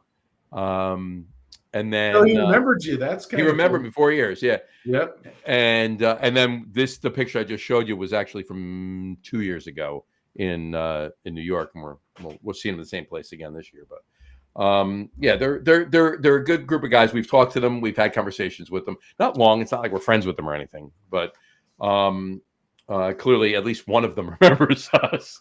But which we call it. They're cool, and they're amazing musicians. So I respect their musicianship, and a couple of the songs I like, and I do enjoy going to see them with her because we have a good time when we go to see them. Mm-hmm. And they usually tour with a lot of really cool acts. We've seen them with Howard Jones, a lot of 80s acts. We've seen them with Howard Jones, OMD. We've seen them with Violent Femmes. We've seen them with Colin Hay from Men at Work. We've seen them with Hey. Actually going to see Men at Work later this year. There you go. So am I. PNC. Toto, Men at Work, and Uno Mas. Christopher Cross. Yeah, it's gonna be a good show. I think Al's going too. Al's going too. Yeah, we'll all be there. Oh, tailgate. Yeah, it'll be fun. So I have a unrelated question for you guys. Go for it. Mhm. I would like to use this opportunity, since my wife is listening, to put a story to bed. Speaking of music, is this okay? How about it? All I'm intrigued There's now. nothing we like more than putting stories to bed and having Excellent. avant-garde conversations at some point. Yeah. I used to travel. I get the mentioned guest in earlier. trouble. Yeah, no, well, it's been a debate because I like to tease. I like to tell stories, but I'll freely admit when they're just stories because I used to travel all the time. So sometimes I'd make stuff up, like I was sitting next to some famous person on the plane, which happens sometimes, and then I would tell her, no, it didn't happen. I'll stop you for a second because I do have one of my favorite sayings is never let the truth get in the way of a good story. That's right. But to this day, she doesn't believe the story, which actually happened. So we lived in several, when we got married, we lived in Cleveland, and then Bosch moved me down to coastal North Carolina. I lived in a little town. We lived in a little town called New Bern, North Carolina. And the only planes that flew in there were the small jets on coastal North Carolina that had no business, no first class. It was all one seat. There were one row typically, on one side and two seats on the other. Right. And so one time I came in. I know what this is, and it didn't happen. Yes, it did. So this is it. So, I get on, and I always get on to Charlotte. Love it. To get the flight to New Bern. And I get on, and there's this guy. I mean, he was rough looking guy. And I'm a big man. I'm 6'2", wide, and I'm on this little tiny plane. And I sit next to this guy, and I mean, I'm touching him because the seats are close together. Sure. And we start talking, and he's really nice. It's Slash from Guns N' Roses. That's a big dude. Big dude, rough looking dude, nicest man I've ever met and talked to. Real name? I have no idea. Saul Hudson. Mm-hmm. That's what I remember he told me.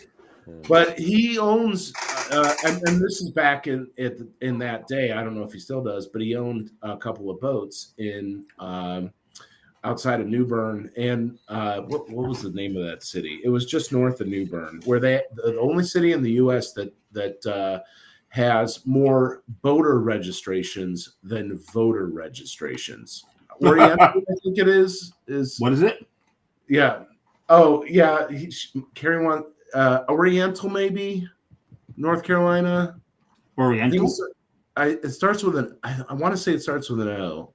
Nicest guy. I was stunned because he is a rough looking dude. At least he was at that time. So just north of New Bern is Woodrow. Wasn't Woodrow. I want to say it's Oriental.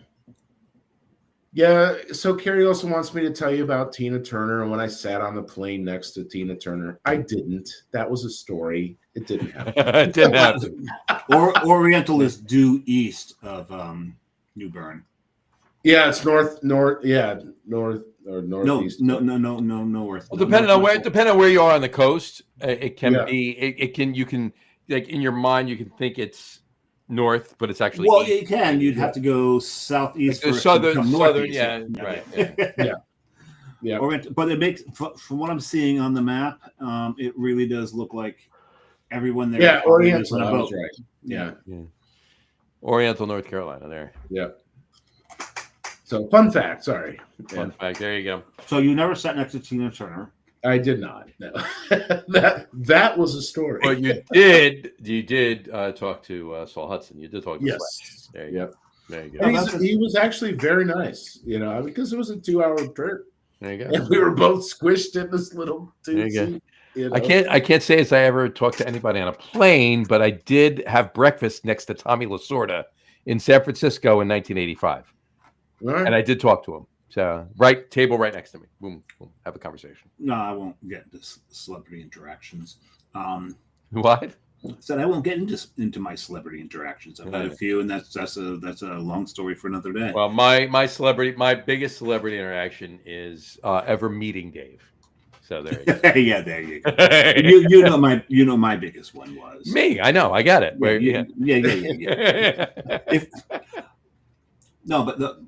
I mentioned earlier that the guy Meathead that I go to breweries with. Lot of stories.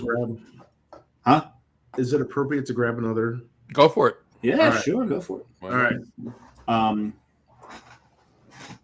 But yeah, the thing with Meathead and I, we would tell these stories, and we'd be with a group of people, and we'd start off with a story. One of us would say something, the other would then start to expand on it, and then we'd say something that was like, "Oh yeah, we don't talk about that. We don't talk," and we just keep expanding on this thing, and it get to the point where everyone would be sucked into the story, and eventually we have to admit that none of it was true.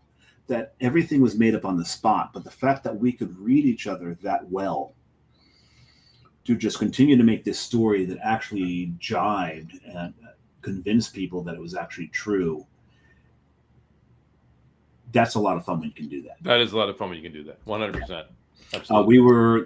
There's this one guy that we worked with from Colombia, and it's pertinent to the story. We took him to his first brewery ever, which was Carton Brewing. We drove him there. What's the first name of the owner of Carton? We're not going to say it.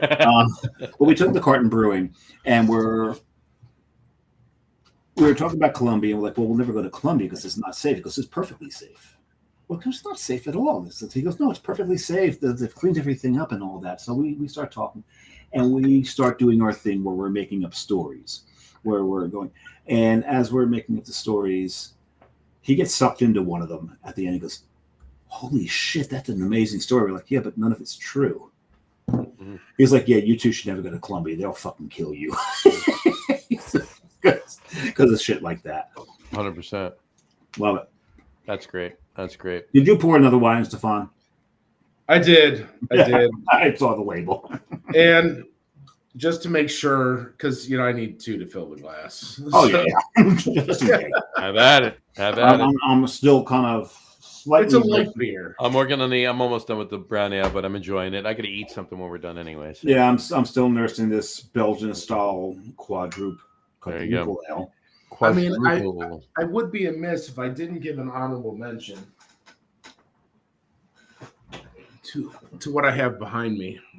That's a beautiful beer. Dave and I both had that beer, as well as our guest, on the show, the first show in February. Have you ever seen it in a 40-ounce bomber like this? Oh yeah, mm-hmm. That's the first way it appeared in the United States. Yep. So drinking in the 12s now. Yeah, you can get those in a lot of places that carry it, but the inside secret is you always want to look for Costco around in between just before Christmas and New Year's. They've got these for $10. Yeah, I bought 2 cases. Oh my! Write it down, John. Take notes. I already did. Yeah, Costco. Inside secret. In August. I will be in Belgium. Hold on, I got a present for you. I think Ben can probably agree at this. Oh, where? There it is, right there. I love it when you give me these. I think a lot of my travels are really just based around getting those from John. Yeah. Because he sits and he figures out where he needs to go to one up himself from the last trip he took, where I gave him 5 fingers. So yeah, the first time that he actually did that, I was sitting in Schneiderweiss drinking Aventinus with tap number what, John? 6. Yeah, tap number 6 in the background. And of course, it was 12:30 where he was, so it was 7:30 in the morning. He's texting me pictures of him. But where we're staying in Belgium, where we're staying in Brussels, we're 4 blocks away from Cantillon. Yeah. John, do you have another gift for me? I'll give it to you when you get there. And we will be going to Delirium Bar while we're there. So, in any event. It should be a lot of fun. In any event. All right. What of it I can remember. So anyway, wrapping things up, Ben. 1487. Yep. Awesome people, awesome concept, awesome beer, awesome. What's the word again? Gemütlichkeit. Yep. Awesome Gemütlichkeit. Awesome social inactivity now. Social activity now. Interaction. I meant say interaction activity. Social interaction activity.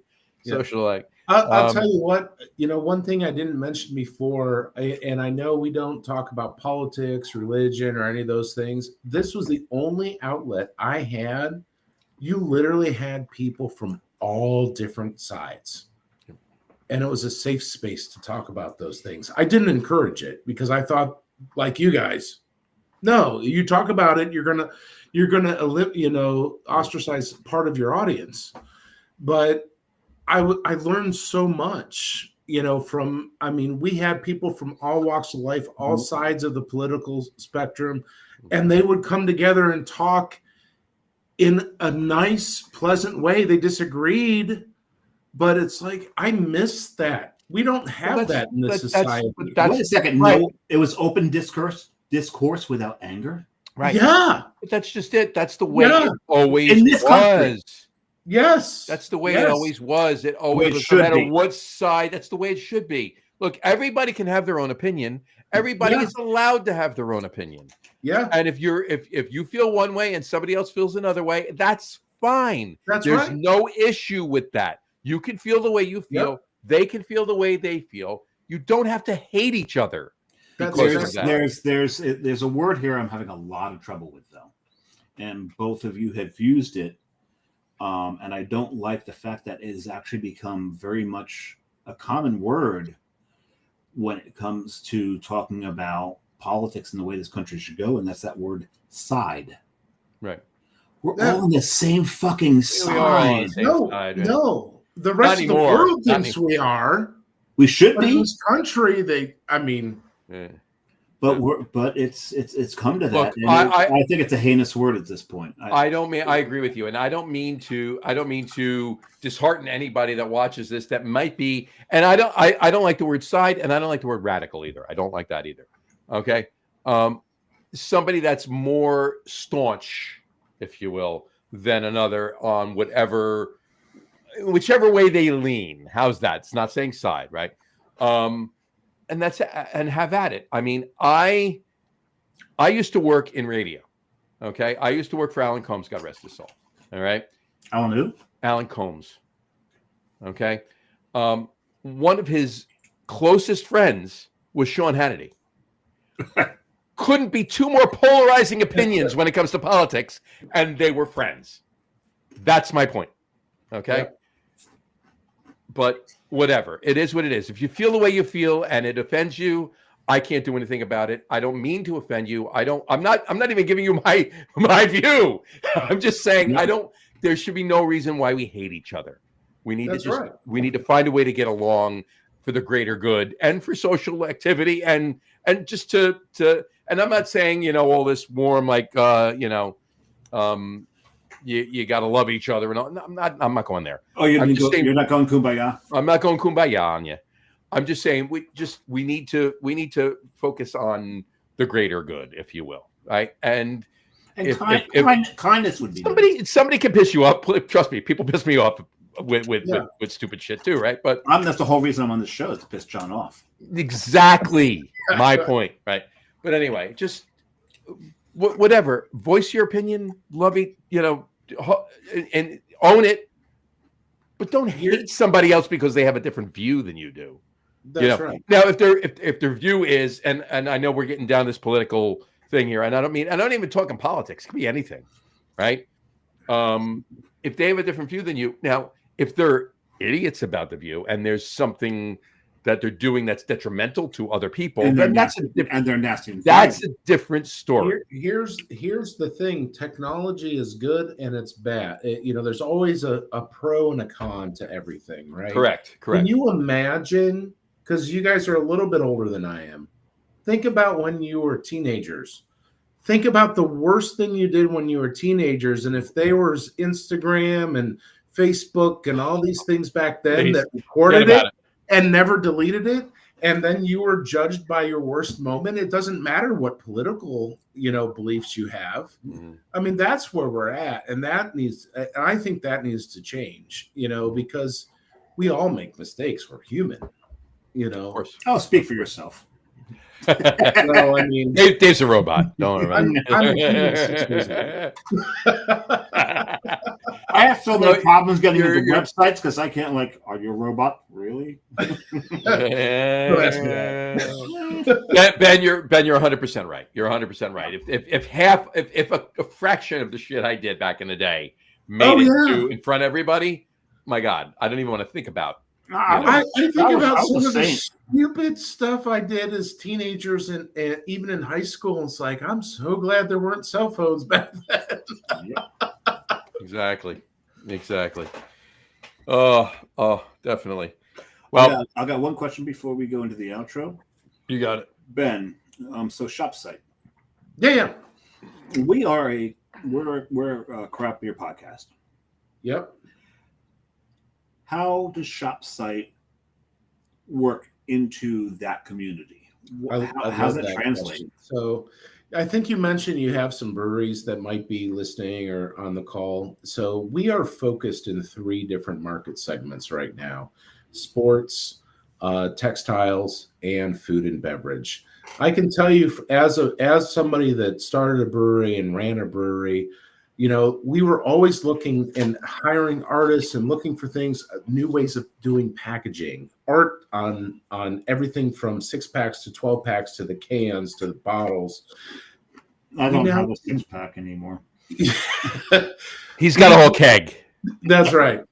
We can now leverage your community, your social media following, and have them use word or text to image generation and vote up what they want to see from you. It's empowering your user base to create and potentially the next experience, the next packaging, the next beer recipe, or the next beer profile that you want to see. We now enable your voice of customers in real time with qualitative, results right into your decision-making tree that you have. How many of those are you in, and you still use the word qualitative? That's impressive. How many what? Beers. How many beers in? How many steins you just drank? How many half liters? And you can still use. I can outdrink all my friends, my friend. There you go. I mean, I ran a brewery for a long time. So, but there was someone that once told me, a very wise person that John and I both know, that said, when it comes to breweries, as far as the people that can drink, is the owner always thinks he can outdrink everybody. The brewers think they can outdrink everybody. But the person that can actually outdrink everybody at a brewery is actually the salesperson. That's a fair assumption. Yeah. Okay. And I did sales. Not only did I own it and start it, but I mean, I was on the front line of sales too. Well, because then John knows this damn well, because he was a salesperson for how many damn breweries? Because you're sampling with people all day. Mm-hmm. Yeah. Well, it's fair. You want to make sure when I was doing samples, I wanted to make sure that we were putting our best foot forward and making sure that the beer that we were sampling with the customer. I mean, not only is it a social thing that you're having a little sample with them, but you also want to make sure that you're selling the product. But I took you off of where you were talking about with shop site. Shop site. Yeah. So shop site it really enables faster, more qualitative, less expensive results than any market testing or market validation that you need to do, or that breweries or customers are doing. And it gives you ideas right from your followers, from the people that love you the most. So that's awesome. Awesome. I mean, we developed ShopSite because we saw a need for it, not just in the brewery industry, but including in the brewery industry, but in multiple market verticals. So, and by the way, it's 100% free for anybody. any of your listeners to go to shop site, and I'll put that out there again. It's shopsight.co, not .com, .co.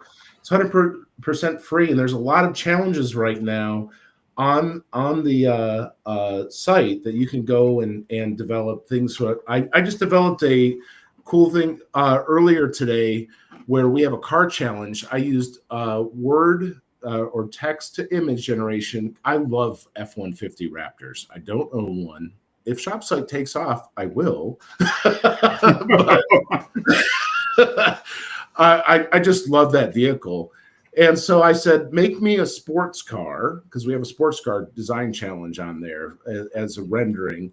And I said, make me a sports car that's based on the design of a F-150 Raptor. And it came out, it was awesome. So I posted it on my own Facebook. So there's a sports car challenge. There's all kinds of different design challenges on there. And it's 100% free to users. To end users. The brands, it costs a little bit, but if any brewery listeners want to reach out to me directly, I'd be happy. And they can find me on LinkedIn. Just search 1487 Brewery, Ben King. They can find me easily enough. Oh, a question I've failed to ask. Your middle name does not begin with an E, does it? I am BB King. Yes, you may have heard of it. Oh, with a B. So you're BB King, not Benny. He's not Ben E. King. He's BB King. I'm BB King. Even better. So, fun fact: I've seen BB King in concert most, more. So he's not standing by you; he's standing by Lucille. Oh, that's right, Lucille. All right. He was an amazing concert, even when he couldn't walk anymore and was in a wheelchair. He was. That doesn't matter. It's just how he plays the guitar. Mm-hmm. Yep.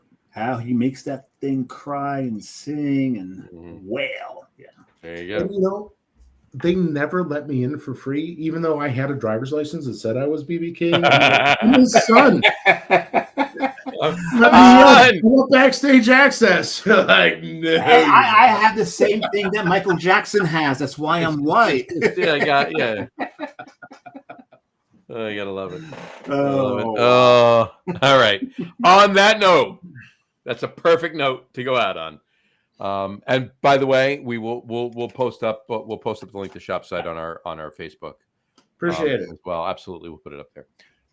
But Ben, stick around. We'll talk a little bit off after we finish up. But on that note, we will wrap up the show for today. We want to thank everybody for watching, and for those of you just listening to the audio podcast, thank you for listening. Don't forget to visit our website, www.logroom.com. That's LAGERROOM.com. And please remember, like us and follow us on all of our social media, Facebook, Twitter, Instagram, and of course, our YouTube channel. All of them are at The Lager Room. Remember, we go live with the video podcast on Facebook, YouTube, and Twitch every Tuesday night around 6:30 p.m. Eastern time, except for tonight. And for those of you who just want to listen to the audio podcast, you can do so on our audio host, Spreaker, as well as iHeartRadio, Apple Podcasts, Spotify, Odyssey, Audible, Pandora, Amazon Music Podcast, iTunes Music, YouTube Music, TuneIn, Podcast Addict, Castbox, Deezer, Podchaser, Listen Notes. Pretty much anywhere you can find an audio podcast, you will find the Lager Room Guys podcast. And if you haven't done so already, please subscribe to one or more of those feeds, and you will never miss a show. Again, thanks for following along with us. Have a great rest of your week. Have a wonderful weekend. Ben, thank you so much for coming on. It's been an amazing show. It was awesome. Awesome show. 9.2. I got a 9.2. All right. This is a good one tonight. Yeah. So Ben, I think I told you I rate his outros. All right. There you go. And he had a skip or two in there. I had a skip or two, so that was there. I may raise that. I may have to raise that to 9.4 because you threw in some uncharacteristic honesty in there. There you go. Yeah. This is very true. Yeah. So you can throw that in there. But I appreciate that. I'm going to try it. I'm going to strive for a better score even next week. So there you go. There we go. But on that note, again, have a great rest of your week. Have a wonderful weekend. Drink a lot of beer, but drink responsibly. And we will talk to you next week, folks.